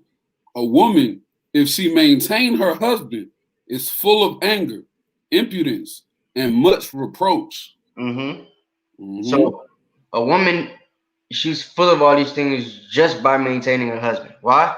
Because naturally, she knows in the spirit she's supposed to submit, but because of society, she don't want to. So you're in a constant battle with yourself, Eve. Am I going to be Sarah today or am I going to be Eve? Right? Constant battle. Go ahead. Verse 23. A wicked woman abateth the courage, maketh a heavy countenance and a wounded heart. A woman that will not comfort her husband in distress maketh weak hands and feeble knees. It says a woman that will not comfort her husband in distress maketh weak hands and feeble knees. Why does it say that? Because your first job is to be helpmeet and pillar of rest. Our first law as a collective is to be fruitful and multiply. But your first job as a singular woman in this truth or out this truth, when you have a man, is to be his helpmeet and a pillar of rest. So if we in distress and we don't have no help and no pillar of rest, then what's the point of you even being here? Why are we with you? Right? We need comfort from our wives. So much in these last days and in this world. Why? Because of the things that we have to endure in these last days and in this world. Like I said, just think about the stuff we got to go through at the job, right? There's no psychological factor for a woman in any stage, in any ethnicity, in any group, right? Where they have to wake up feeling like, I got to go do this stuff and I shouldn't be doing it. Because there's no woman on the planet that's supposed to be above everybody on the face of the earth. There's a natural subjection chemical that goes off in your brain where y'all naturally are cool with being submissive if you think about it. If you try it, you become cool with it. It's built into your DNA as a female, right? It's not built into our DNA to submit to another man. But we got to do it all day at work. It's not in our DNA to submit to a woman, but we got to do it all day at work. That's right. And then we come home and y'all expect us to submit to you too. That's not going to happen. We need comfort from distress, right? Help meet and pillar of rest. It even rhymes. Dr. Seuss, right? Keep reading. Verse 24. Of the woman came the beginning of sin, and through her we all die. Wait, what? Of the woman came the beginning of sin. Of the woman came the beginning of sin. Where'd that come from? First Timothy. Genesis 3, right? We read that already. Yep. And Adam didn't say, yeah, Most High, it was me. He said, no, bro, it was this woman that you done gave to me to be my wife, bro. She the one did this. Right? He said, I ain't taking the fall for this. Precept. Go ahead. It's the book of 1 Timothy chapter 2 and verse 14. It says, and Adam was not deceived, but the woman being deceived was in the transgression. That's right. You know what I'm realizing? This is going to be part 1. Next week, we're going to get a part 2 for y'all. Because I need to make sure this gets spread out evenly. You know what I'm saying? Because I'm realizing now, it's already, 11:17. The rest of the stuff that I got to go through to explain to y'all the laws and more in-depth details on how y'all supposed to act when it comes to your men, now that you're in the truth and you got a guidance in the truth, or if you don't have a guidance in the truth, you're going to be looking for one that's in the truth, right? It's a certain way that y'all got to learn to conduct yourselves. So I want to go ahead and give you all the precepts and everything like that I can give you guys, right? So this video is going to be part 1, right? Because, yeah, we're just going to leave that there. Go ahead. So, yeah, I'm about to say, because especially when you come into the truth, kind of like the leeway for women kind of decrease, because like Adam was saying, there's no excuse. Adam was still responsible for his decision making. Us in the truth, when we get that understanding, we realize that because Adam was punished, because the scriptures say in Genesis 3, because he hearkened unto his wife. When us as men supposed to hearken into our higher power, which is Yahweh, we're not supposed to listen to you. That's the whole point. We as men fell off from listening to you. No. We don't want to listen to you. We're supposed to hearken into our higher powers. There it is. Right? You see? Our higher powers, we hearken to you. Right. We're supposed to hearken to our higher powers, right? The brother said that beautifully, because that feeds into the same thing I was saying before. What are we taught, all right, in today's society? That it's supposed to be 50-50. That it's supposed to be an equal balance between the two, right? She say something, you listen. You say something, she listen, right? Right. Do that work for real? Nah, don't work. She wants you to do all the change. Then you ask her to change. And now you gotta accept me for who I am. How I came, that's what you gotta accept. But you gotta change. Yeah, exactly. Hey, what's that song? What did sister say? She said, just take me as I am. We'll have nothing at all. Right? See? But we gotta change, right? Man. They got a saying, you can't change your hoe into a housewife, but they got movies where they could change your whole man. Right? The only movie that they ever made where a black woman was changed was Deliver Me from Evil. I ain't no.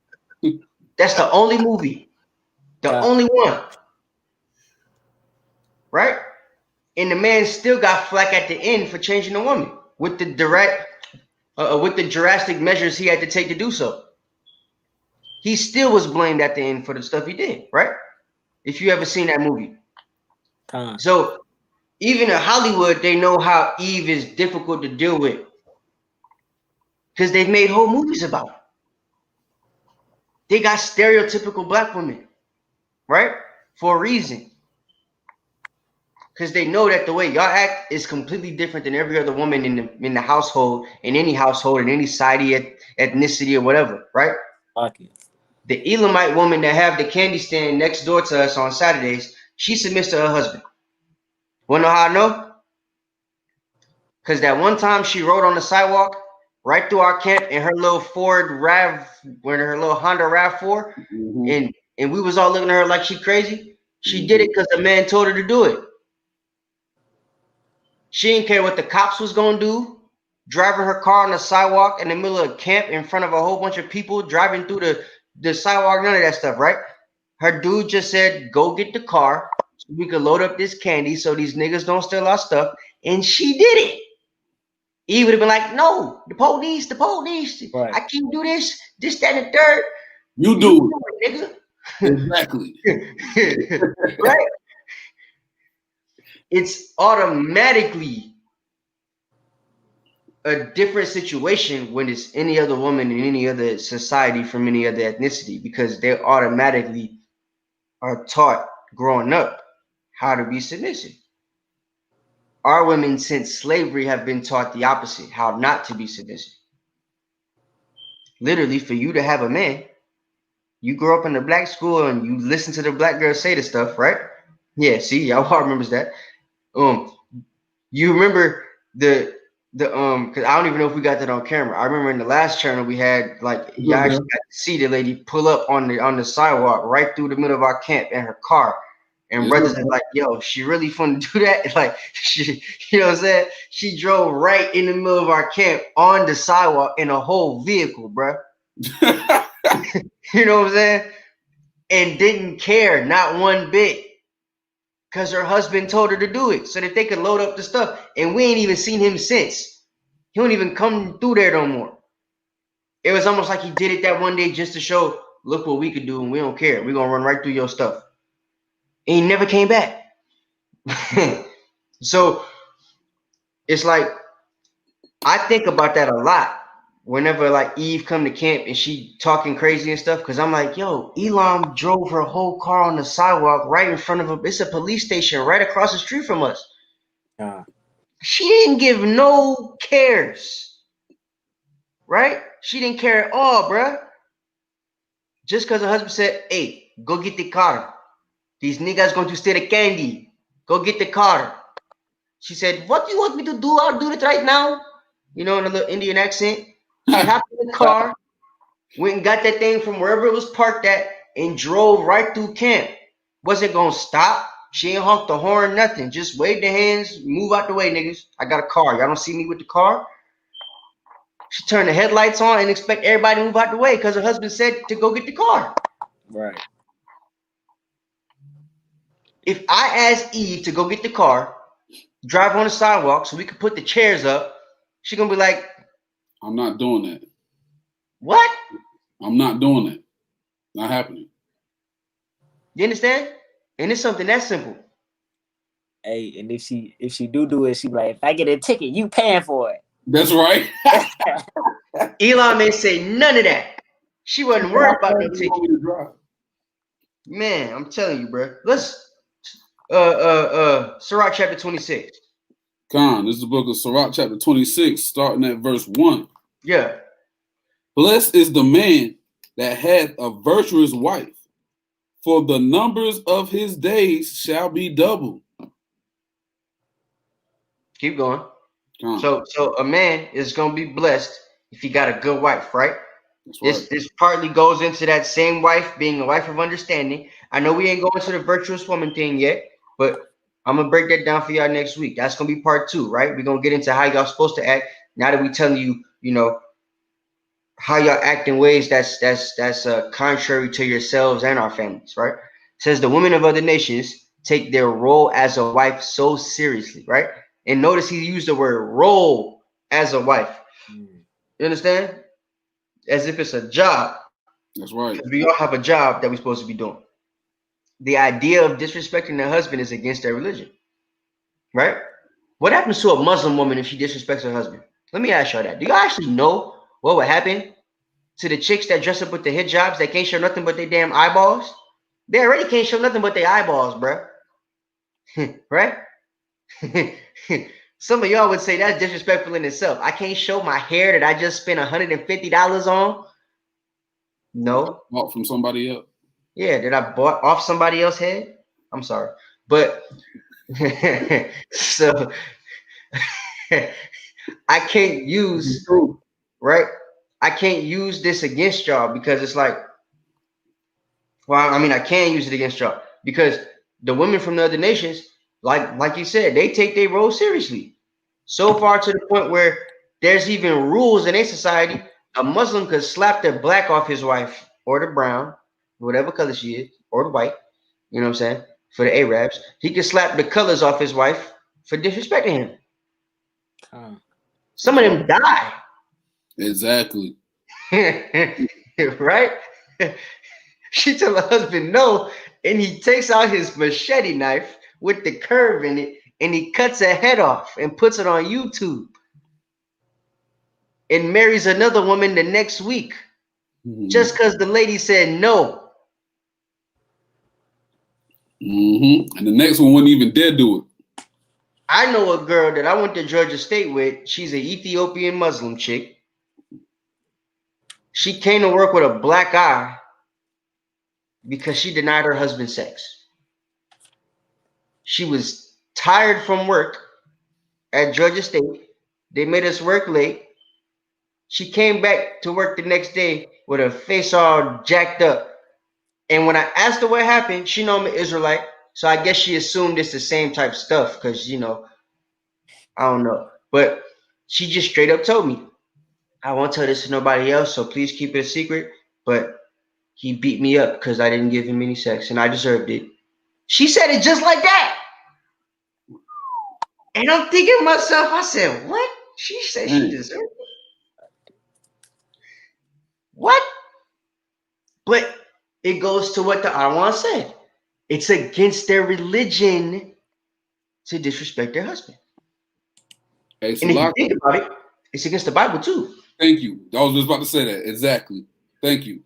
The Bible don't say you can beat your wife ass for not doing it, but and we don't condone that. Right. Just gotta put that out there. We don't put our hands. We're not Muslims, but the point of me bringing it up was to explain to y'all. In some cultures, it's that serious to disrespect your husband. I can only see her eyeballs. I never seen her chin or her mouth or none of that stuff, but her eye was black. And I was like, damn, girl, he let you walk out the house like that? And she was like, yeah, I deserved it. He wanted some, and I was like, no. And then he beat me up. And I still had to give it to him afterwards. I should just gave it up. That's what she said. And I was like, damn, yo. How you? Wow. You know what I'm saying? And I was just thinking to myself, Eve, if that would have been Eve, she probably would have cut that man nuts off in his sleep. Right? Because that's the type of stuff y'all say. That's what y'all do. But she didn't even think like that. That didn't even go across her mind because she felt like she disrespected the man when she told him no. He felt disrespected enough to put his hands on her. So, I mean, y'all just take that into consideration, right? We don't put our hands on women, but it's a thing where, you know, we don't do that. But the point is that the man felt disrespected. The woman felt like she disrespected the man. And because she felt like she disrespected him, she was cool with him putting her hands on her. because of their religion and the way that they're taught and the way that they're raised. It's that serious, right? And just as we are not to do that, you are not to disrespect your husbands, right? Right. And part of your disrespect, you're not supposed to put your hands on your husband either, especially if you're not allowed to do that to you. Just saying. Salaki. Because we know Eve like to use her hands. Because she know we not Muslim. Go ahead. All right, go ahead and give. You probably about to say what I'm about to say. Go ahead. What you about to say? Going to read. I was trying to talk to the sister or the brother Nana of Saintly. We're not making correlation of the now, word. Let me get it. Go ahead, please.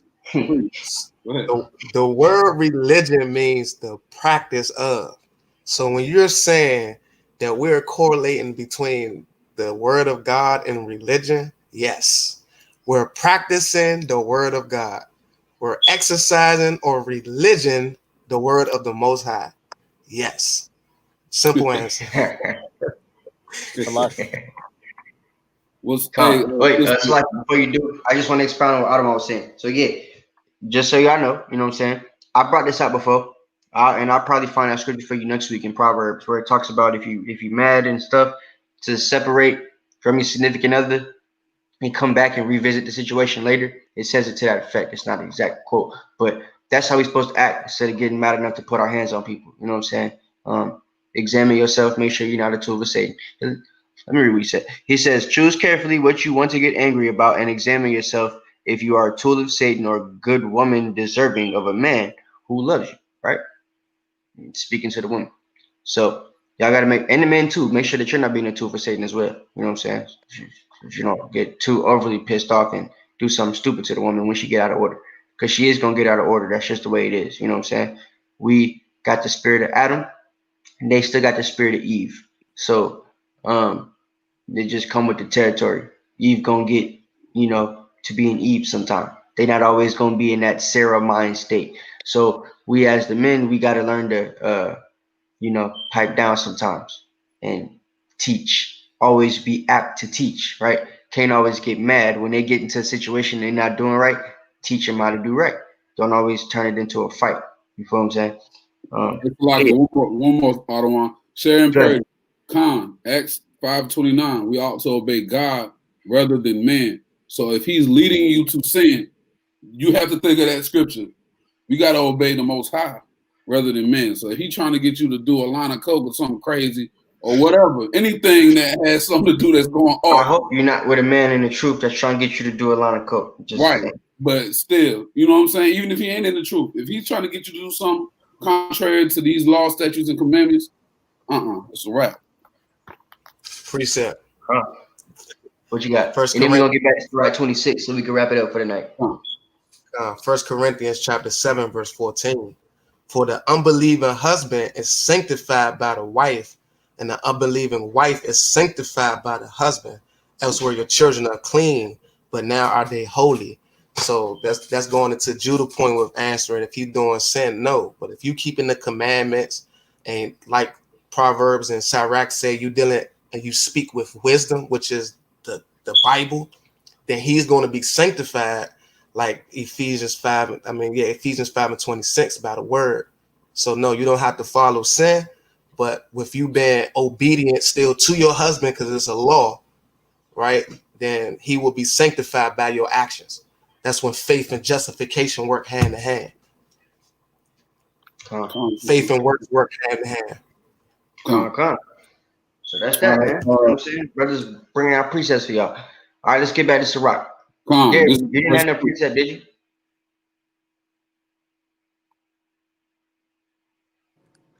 It was in Numbers how number 16, like Araya was bringing out on one of his Sabbath class like order and how we ought to respect the men that the Most High God put in front of us to lead us. And in this case, the Most High put the man to be the head of the woman. Is number 16 when they talk about the oaths and stuff? The Korah, the account with Korah, and when the ground opened up and swallowed all the men that tried to go. Okay, yeah, number 30. Yeah, so, good. So I'm gonna just read number 16 in verse 2. And they rose up before Moses and certain of the children of Israel, 250 princes of the assembly, famous in the congregation, men of renown. And they gathered themselves together and against Moses and Aaron, and said unto them, Ye take too much upon you, seeing all the congregations are holy, every one of them, and the Lord is among them. Wherefore then lift ye up yourselves above the congregation of Yahweh. So they question that the Most High chose Moses to bring the Israelites out of the wilderness. He set up Moses and Aaron to do this, and now they going against it, saying, you like what Eve would do, challenging your authority. The Most High put the man as the head of the woman in 1 Corinthians 11. Mm-hmm.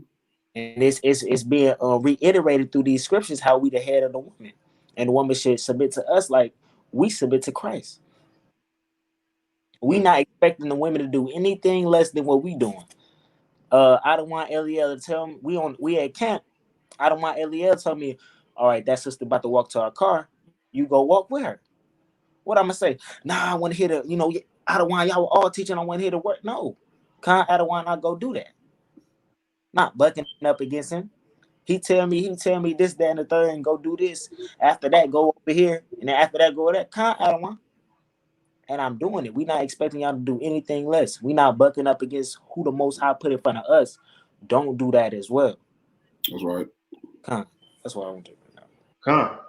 All right, get back to Sirach 26. This is Sirach 26, verse 2. A virtuous woman rejoiceth her husband, and he shall fulfill the years of his life in peace. That should be self-explanatory. Keep going. A good wife is a good portion, which shall be given in the portion of them that fear the Most High. So look, a good wife is a good portion to them that fear the Most High, right? So when a brother is coming into the truth, right? I'm gonna put this in perspective for y'all, because next week we're gonna have to talk about the multiple wives thing and all that type of stuff too, right? Just so people ain't tripping. But I'm gonna be real with you. I'm gonna keep it 100 right now, right? Speak as a man speaks. So a lot of men in this truth find out that they can have more than one, right? And the whole reason that they get that idea and they try to act on it is because the one that they have, if they have one at the moment, is acting outside of her gender roles, right? The brother starts to feel like he's doing what he's supposed to be doing. He's trying to repent. He's trying to get his life together, and you making it difficult for him to do that. Because how you acting? You ain't trying to change. You're trying to keep being the old woman in the world and all that type of stuff, right? So it makes it difficult for him to continue his walk and to really pursue his walk the way he's supposed to pursue his walk, because he's got stressful things going on with you, right? So it puts him in the mindset, as soon as he find out he allowed to go somewhere else, he wants to do that. You feel? But it says a good wife is a good portion, which shall be given in the portion of them that fear the Lord.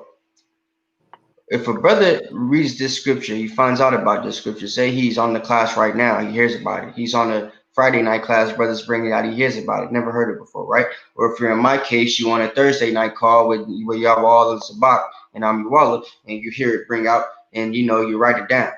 You know what I'm saying? You hear this. If you with a woman that's wicked and everything, you start to get the thing in your mind like, yo, is this the one I'm supposed to be with? Because I'm trying to do what the Most High want. You know what I'm saying? And you got the ability to have another wife. So should I be trying to stick with this woman that's clearly being wicked, or should I be trying to find something else? You know what I'm saying? Then they start to get the notion in their head when they do find something else. This is the one that the Most High want me to be with, because she's actually submissive and she's doing what she's supposed to be doing, and the other woman is not. So they start to feel like this new woman that they've come into contact with is the good portion that they've been given by the Most High, that the Most High is trying to give them for trying to follow the law, statutes, and commandments. Right? Hold on. Before, the easiest way for the woman not to get caught up in that situation, the woman that you're with in the first place, I'm gonna be 100 with you, speaking as a man speaks, right? Is to come into the truth with the man. That's right. And try 100% to do what he's doing. Get back to your law, statutes, and commandments, and keep the faith. Get back into your gender roles according to the Bible, right? He won't have to worry about none of that stuff, because he'll feel like you're the good portion that was given to him by the Most High for trying to fear the Most High. Right? That's a lot right. of you are in a situation that you don't want to be in, where your guy's trying to look for something else because you're literally trying not. You're literally trying not to come into the truth. Literally trying not to be a woman of the Most High. That's You're right. trying to be a woman in the world, and he don't want that no more, right? Because that woman in the world makes it. After reading this, if you got a woman that's not doing what she's supposed to be doing, it'll make you feel like Most High not really dealing with you. Because if he was, he's gonna give you a good portion. That's right. Right? And if you got the ability to go find you a good portion, then it makes you more susceptible to want to do that. It makes it acceptable for you at that point. So if you don't want to get caught in that situation, do what you're supposed to do. Get back to your roles. Be a lady. Right? Make it the home. That's right. A happy one. All right, keep reading. Verse 4. Verse 4. Whether a man be rich or poor, if he have a good heart towards the Most High, he shall at all times rejoice with a cheerful countenance. I'm confused. Why are we talking about the Council of Nicaea? Somebody said something?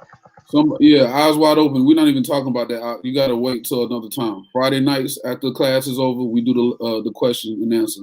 No, she was responding to somebody. Somebody else said something. She asked it in the beginning. Oh, okay. No, we got an in-depth breakdown from Adawan Eli, all y'all that's on the class. Go to our page, Sons of Thunder Israelites. Yeah, it was like a month ago on Milk Monday. It's a Milk Monday class. It's the Council of Nicaea. We spoke about it. All right, keep reading. Verse 5. There be three things that my heart feared, and for the fourth I was so afraid. The slander of a city, the gathering together of an unruly multitude, and a false accusation. All these are worse than death. Keep going. But a grief of heart and sorrow is a woman that is jealous over another woman. Oh. And a scourge of the tongue, which communicateth with all. Right. Which brings us back to that multiple, right? That's right. So look, again, most brothers in this day and age ain't gonna be looking for another one. Just to be frank, one is enough problems. But so with that being said, with one being enough problems, right? You only look for the second one in most cases. If the first problem don't stop being a problem, right? Right. So when that first problem realizes she's a problem and he's trying to find the one that ain't a problem, there becomes jealousy, right? Right? Yeah, come. Okay, so I'm about to say, damn, y'all know what I'm talking about? But so like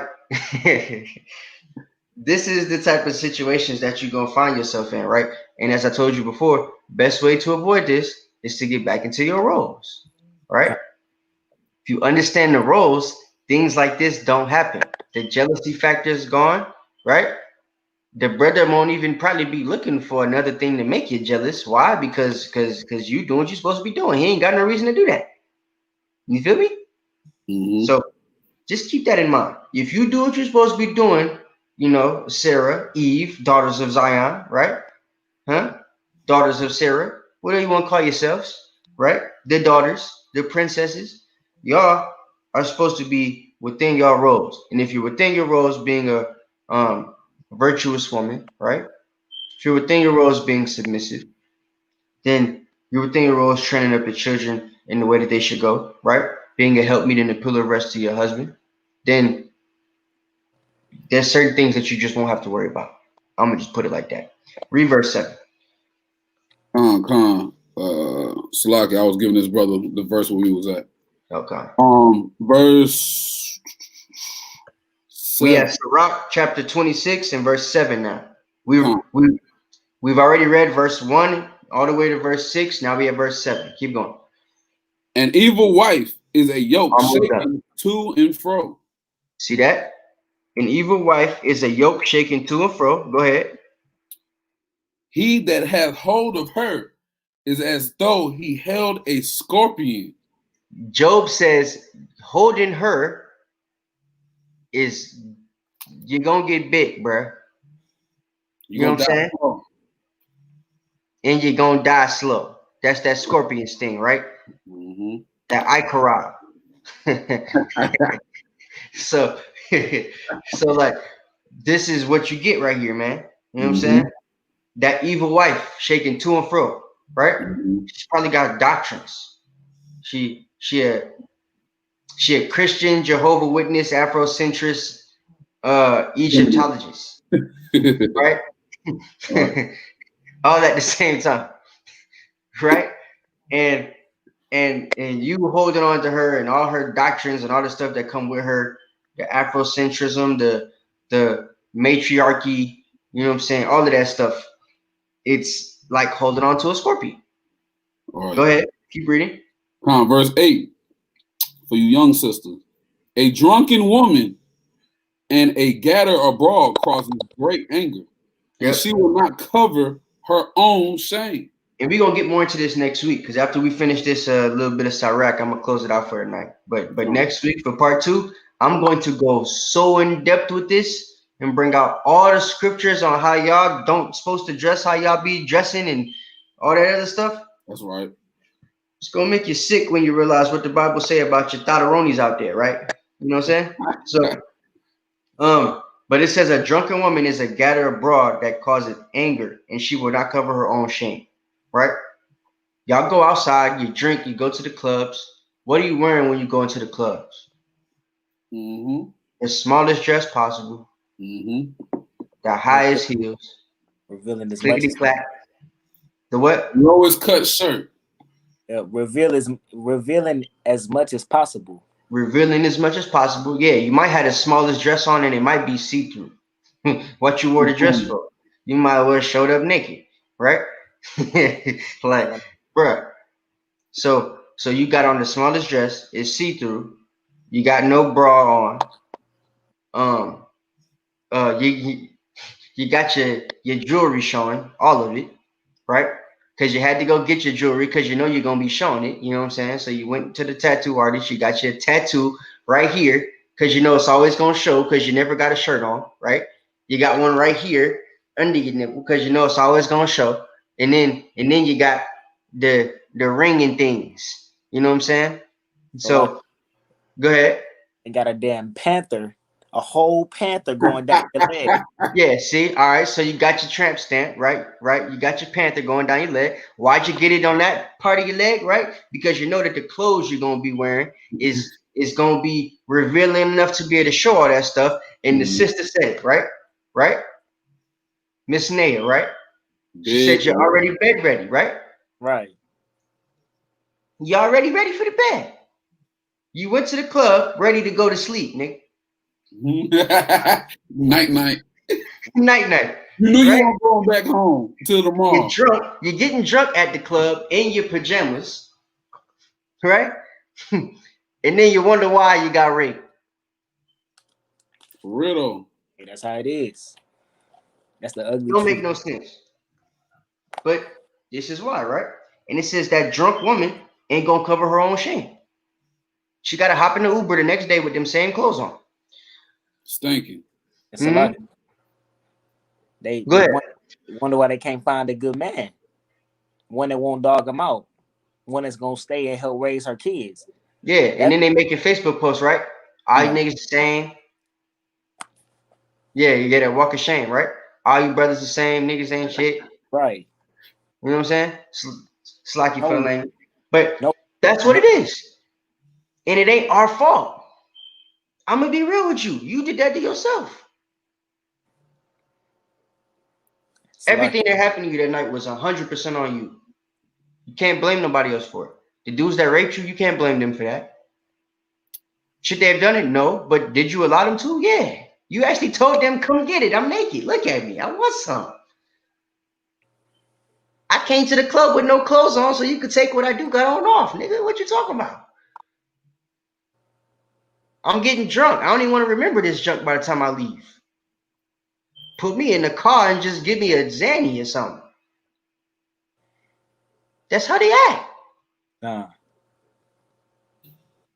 I'm 25. I know. I went to Georgia State. I'm telling you, HBCUs be the worst. You know what I'm saying? Georgia State not even HBCU. We just act like one. We just got black everything. You know what I'm saying? So it's like, it's some good women out here. You got to choose wisely, brothers. When she's treating you like God commands, when you never known such happiness, be patient and choose wisely, right? Sirach 6. That's a fact. That's a fact. That's a fact. That's a fact. And verse 12, which we're about to get to, is going to explain what this verse was talking about. This is the same woman that's in verse 8 is in verse 12. Yes, in fact, yeah, facts. So like the woman from Sirach 25, right? She didn't carry herself over. You know what I'm saying? She's here, and our big brother Sirach then said, you know what? I'm gonna rekindle this conversation from the last chapter. We're gonna bring this chick back up again, just so y'all know, and I'm gonna go more in depth. So before it was a dragon and a scorpion, you know what I'm saying? Now she's a thought with the crop top and she drunk at the club. You feel? So keep going. Verse 9. The whoredom of a woman may be known in her haughty looks and eyelids. So now Sirach's like, you know what? I need to go ahead and describe these girls to y'all because, you know, Eve is in denial. So she'll be reading this stuff about the girl getting drunk at the club and not covering her own shame, but she'll act like she ain't never do none of that. Oh, no, that ain't me. When I was in the world, I used to wear the small dresses and stuff, but I wasn't showing everything, right? I know it's about 30 million of y'all that said that on the call right now. We ain't even got 30 million people watching, but when y'all watch it, that's what y'all gonna be saying, right? That wasn't me. I wasn't like that. Okay, but you was the one that had on the big old eyelashes that do this, right? Yeah, that right there. Every time you blink, it's this right here, huh? Street sweepers. You know what I'm saying? And then you got the haughty looks, right? So it's like you got the small dress on still, you got the clickety clack and high heels. You know what I'm saying? Your dress light up like a disco ball, and it's this big. And you got jewelry on. You know what I'm saying? You got the little gold beads in your braids and all that stuff, the little gold rings and things and stuff. You know what I'm saying? And you got a whole bunch of makeup on your face. What they call it, your face beat. Like you got beat to mess up. That's what you look like. But you beat your face, right? Beat your face with a pad and some powder and stuff. You know what I'm saying? So now your face beat, you look beat, and you're drunk at the club. Read verse 10. If thy daughter be shameless, keep her in straitly, lest she abuse herself through overmuch liberty. Okay. So it said if you got the daughter that dress like this, that live like this, that act like this, you need to keep her behind the house. Yep. You know what I'm saying? She gonna end up harming herself or somebody with them eyelashes. She gonna end up harming herself or somebody with that little dress on. It might pop off and poke a brother in the eye, which will hurt. You know what I'm saying? Might need an eye patch because it blinds you or something. Because the dress is like a damn rubber band. When it fall off, it might hurt. So brothers gotta understand, yo. Like sisters too, especially because this verse is about y'all. Y'all do not need to be leaving the house looking this type of way. Sirach is describing it like this because Most High knows that it's going to be a situation in a time period where this is the norm. I'm 100% positive this wasn't the norm when Sirach was around.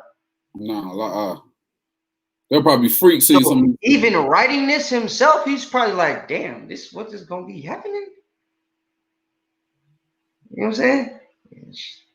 Eyelids, haughty looks. He probably having a vision like, what is this on her face, yo? What is this? Hey, it was a nightmare, not a dream. You know what I'm saying? He's having a nightmare while he's writing this. He's having a vision, and it's just not looking good. But we see this every day. So the stuff that he's writing down, like, yo, I'm glad I'm not going to be here to see this. we have to see this every day. And the women think it's acceptable. You know what I'm saying? They don't understand haughty look. They don't even know what the word haughty means. They don't teach you that in school. Because they don't want you to know.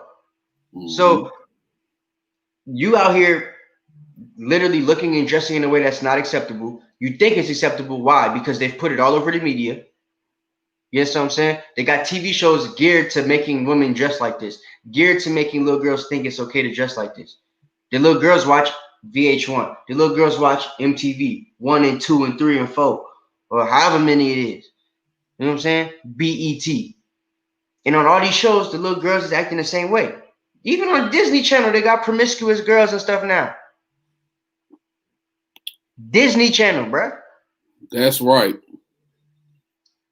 Big facts there. Help your wives by praising their natural beauty and reassuring them that they don't need anything extra to be beautiful to you, right? That's right. The reason why they put on all that makeup that make them look like the white lady that smokes cigarettes when they take it off, right?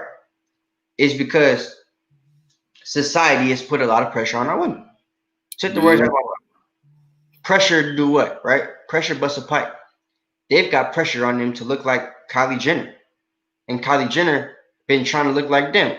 Exactly. But because Kylie Jenner made herself look like a mix between, like, you know, Israelite women and the cave woman, you know what I'm saying? And people liked it. Our women, for some reason, instead of being smart enough and having the mindset like, well, she had to get plastic surgery to look, you know, like us. Only thing we don't got is the same hair texture she got.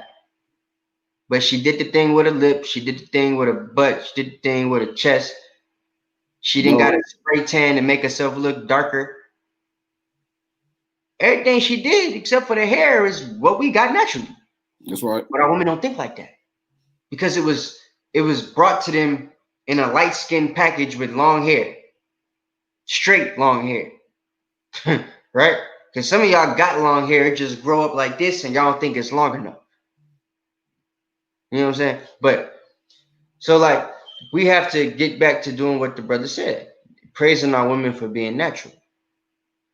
Not making them think they gotta, you know, pay $150, $200, $300 to get some braids put in their hair. That's gonna have dandruff and all that lint and all type of crazy stuff in it in a day or two anyway. But because you spent $200, $300 on it, you wanna, you know, leave it in there forever. Even when it start to come out and your real hair start to show through it. I know you've seen it before, brothers. You know what I'm talking about. Amen. But they still keep it in their head because they think it look good. Because the white girl got the same type of hair. Right? Not a one. It's chicks with pink hair now. Yeah. Chicks got red hair, look like Clifford the Big Blue Dog and stuff. It's blue and red at the same time. They're patriotic. Yeah, they got the American flag on their hair and stuff. Don't make no damn sense. So we have to get back to praising our women for that stuff, man. Not letting them walk out the house like this, because it's I'm be real, it's unattractive. I don't like it. Facts. Y'all think it's attractive? Y'all think it look good? You think it's something we like and we adore, but we don't. Fake hair break my skin out. Facts. Hey, I don't want real quick. Break my skin out. I don't want real quick. Just as your afro is beautiful, right? Your short hair, styles are bomb, right? We actually love that. Hey, facts. 50% of the reason we love it is because after we touch it, it feel real. I could put my hair in it. I could put my hand in your hair. You know what I'm saying? You got the braids, don't touch my hair, nigga. Don't mess up my part. You got a sew-in, don't touch my hair, boy. I gotta make sure that it still look like mine. I can't let you touch it. If you mess it up, you're gonna mess the setting up. You know what I'm saying? They're gonna know it ain't my hair. Yeah, you gotta fix it. You gotta do all that. You know what I'm saying? So it's like amazing. We can't even enjoy you for real Because of all the fake stuff that you're using to try to make yourself look beautiful. Mm-hmm. Notice I said fake stuff to make yourself look beautiful. That don't even make no damn sense. Hey, but they want a real man though. But you want a real man though. Hey, I don't want.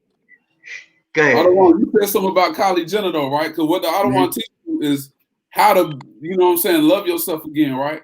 Because we got to look at it. You know what I'm saying? We put like you said, we put the weave in the hair, we put the eyelashes on. You trying to look like Kylie Jenner, not knowing that at the end of the night, Kylie Jenner takes all of that off, puts it on her nightstand, and she gets more shipped to her every day. You got she this takes all of it off, puts it on her nightstand, and Travis Scott goes and sleeps with the black natural girl that night. Real talk. Hey. He only stay at her crib when she got makeup on, bro.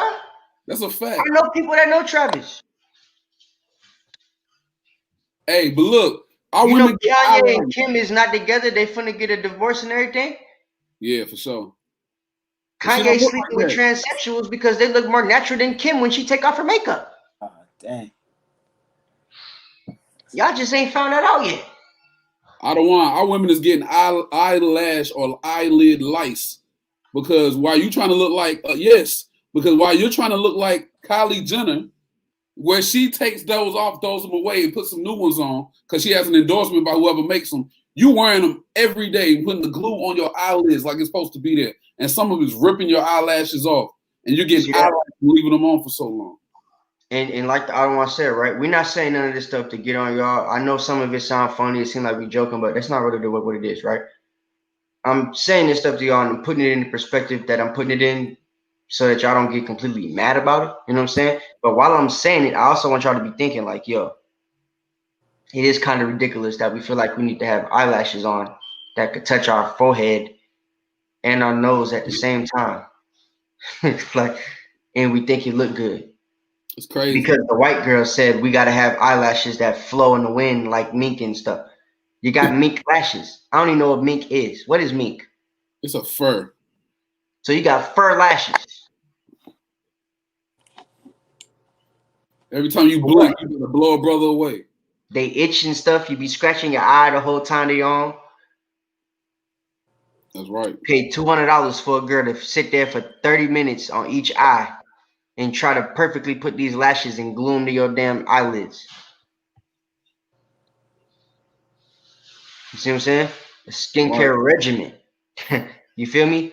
You don't need makeup if you got a skincare regimen, right? But that also comes with being a lady. That goes back to your roles, right? A lot of y'all have to wear the makeup and stuff because you're too damn lazy to wash your face before you go to sleep. Our women used to bathe in cinnamon and milk and honey and all that type of stuff before they get in bed with their man, bruh. That's in the Bible. Now y'all too damn lazy to wash your hair before you go. Wash your face before you go to sleep. So you got to wear makeup to hide your blemishes. Why you got blemishes? Because you wore the makeup and you didn't wash your freaking face before you went to sleep. Right? So, you know, these are the type of things that we got to bring out. We got to bring it out because regular brothers in the world don't say this type of stuff to y'all. They let y'all walk around looking like, you know, that dude from Batman. The Joker. You know what I'm talking about? So, yeah. But let's read the last couple of scriptures and we're going to close out for the night. You want to stop at 12? Because 13, we got to stop at 12. No, we ain't going to stop at 12. I want to read 18 too. We can't get on Eve and be bad the whole night. Got to end on a good note. Build them up on the part 2. All right, come. No. Part 2 is going to be more getting on them. You know what I'm saying? So I want to end on a good note today because Eve going to get it next week. This is ladies' night. You know what I'm saying? All right, come. Hey, this is Sirach 26 and 12. She will open her mouth as a thirsty traveler when he hath found a fountain and drink of every water near her. By every hedge will she sit down and open her quiver against every arrow. Otto has expounded on this scripture multiple times in multiple different lessons, so I'm sure y'all know what this means. I don't need to go into it. But it's and I don't want, what he said there was real talk. I don't want nobody getting offended by what we saying. You know what I'm saying? We do get on the brothers. Why does that keep it? We get on the brothers endlessly. We get on this all day long, 24/7, every single camp video from every camp, no matter who it is. You know what I'm saying? Us or any other brother is getting on the brothers, right? So the 1-2 videos that brothers make where they get on Eve don't need to be in her emotions. Eve needs to take the criticism as criticism and learn from what we're saying. Because at the end of the day, we the same men that you're living with, that you're trying to impress, that you're trying to get back on good terms with, that you're trying to teach, that you're trying to learn and go through this walk with and all that type of stuff, right? That's right. So just keep all that stuff in mind. Today is your turn. Next week is part 2 for your turn. And then you ain't got to worry about it no more, right? So take your 2 days in jail. You know what I'm saying? And learn from your mistakes. You know what I'm saying? Take your pen and your pad, write everything down so you don't forget, and then ingrain it into your brain. It's that simple, right? So let's continue. We're going to read the last couple of scriptures, and then we're going to be done for the night. Verse 13. The grace of a wife delighteth her husband, and her discretion will fatten his bones. Verse 14. A silent and loving woman is a gift of the Most High, and there is so much worth as a mind well, Salaki, and there is nothing so much worth than a mind well instructed. Mm-hmm. See that? So if you just, what is saying in Sirach 25? It's nothing better to a man than to have a wife of understanding. That's right. That goes back to that mind being well instructed, right? If you can take the criticism that we're giving you and not turn it into an emotional thing and actually learn from the stuff we're saying and apply it to your life, then it's like, oh, okay. That's what the brothers want. Right? We know what y'all want because y'all been telling us since you was born. There's videos that are still like there's videos geared towards 100% on how y'all want us to act. And to be real with you, the way y'all want us to act is very similar whether you're in the truth or the world. That's right. You want us to be protectors, right? In the world, you want us to lead to an extent, but you still want us to lead. But the main thing you want us to do is protect, bring home the bacon, the lamb, Salakia, and bring home the lamb or the bread, and just protect. So in the world, that's the main thing they say. You get in one of these club room chats, whatever it's called, you ask the women, what's one of the main things that the man's supposed to do? First thing they're gonna say is be the protector. Right? That's why our brother said what we said earlier in the class. Those same women in the world will say they're supposed to protect, but in the household it's supposed to be like equal. You know what I'm saying? I listen to him, he listen to me type stuff. So that's why our brother's like, okay, well, if that's the way it is, then it's not supposed to be a full order of how things are supposed to go. Then if a brother break into a house or into the house, you know what I'm saying? It's acceptable for us to pass you a bat too, right? You gonna pick up a gun? Right. I know there's brothers in this camp that got like battle things with their rib. Somebody break into the house. One got the carbine, the other one got the shotty. You know what I'm saying? But not everybody like that. A lot of you women ain't gonna pick up the shotty. Y'all gonna stay in the bed, out in the closet. That's right. And give us both the guns, right? So it's like it's roles, it's levels to this thing, and everybody has to fall in line with wherever their level is, with whatever their role is. And it's about time that we do that. That's the only way that we're going to really progress as a nation the way that we are now. If we continue to live how Esau wants us to live, we're going to end up in the same situation that we're in. Men are going to continue to keep leaving the household. Eve is going to continue to raise the kids by herself. And our communities are never going to really flourish and get to the level that we're supposed to be at because of the way that we conduct ourselves in our households. Right? So, what verse we on? We just read verse 14. All right, come. I'm going to read this. 15. A shamefaced and faithful woman is a double grace, and her content mind cannot be valued, right? Shamefaced woman. We're going to get more into that next week. But this is a woman who can see when she's wrong. A woman who is trying her best to do the right thing and to act within her role as a woman, right? According to the Bible and the scriptures. She's submissive to her husband. And she's trying her best to live up to her virtues, right? That's shamefaced. Shameless woman is a woman that has none of those characteristics and just don't give a crap about nothing. She gonna do what she want to do, when she want to do it, how she want to do it. And that's how Eve has been trained to be in this society. We're trying to break that cycle.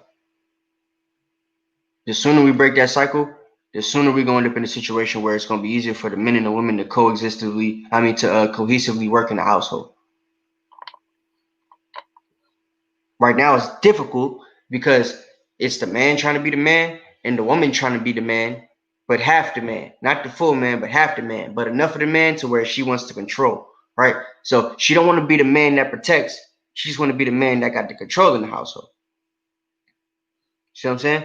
So like she want to be you, just half of you, but the you that got the control.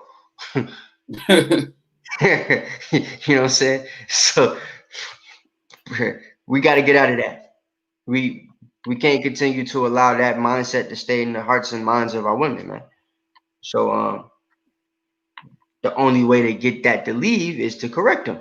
There's got to be stuff like this that gets done. So you can't just rely on us to teach a video and make them watch the video. This is something that you as a man too in your house is going to have to constantly remind your rib about. You might got to watch this with her again in a couple months because she got out of line, right? But that's why the video's here. It's not supposed to be a one-time thing. You can't read the scripture one time and you automatically remember where it's at. You got to read it a couple times. It's repetition, right? Practice makes perfect. We are trying to be perfect, right? So we need to practice. That's what this is about. So nobody get offended, you know what I'm saying? Just take what we saying and live it out. Verse 16 says, as the sun when it ariseth in the high heaven, so is the beauty of a good wife in the ordering of her house. So what do we get back to, right? You being a lady. What's a lady? A homemaker, the ordering of the house. There's nothing more beautiful to a man than to have a woman that's a lady. It's that simple. Verse 17, as the clear light is upon the holy candlestick, so is the beauty of the face in ripe age, right?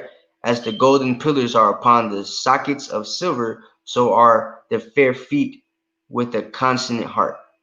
So that's that. That's all we're going to get into for this week.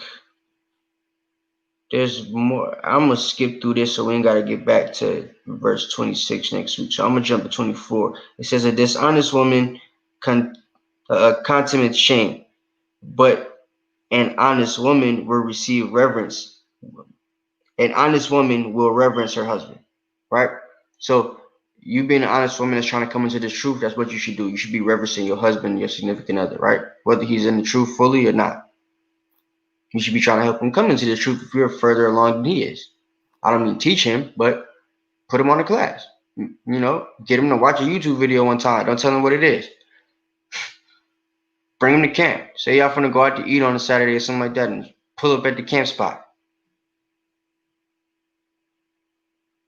You know, there's different things you could do.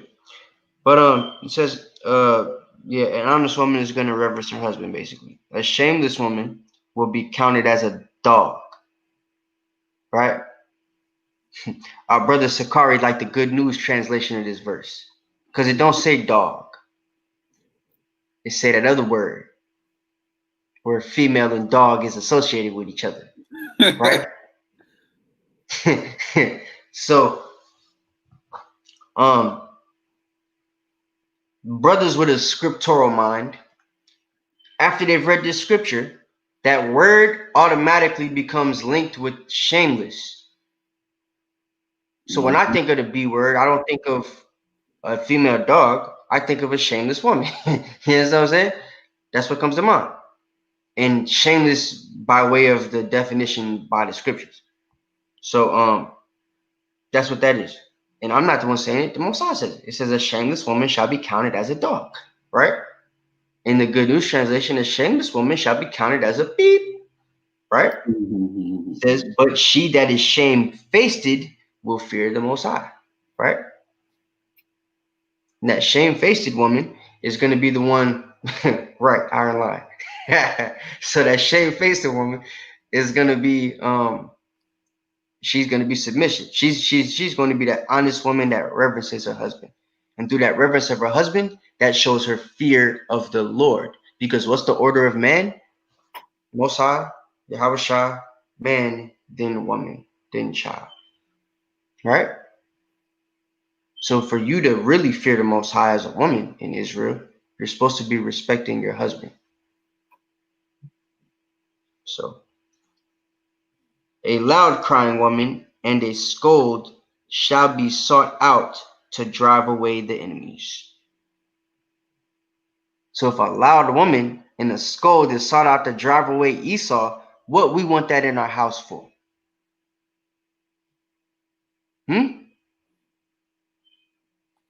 So with that, I'm gonna let y'all marinate on on part 1.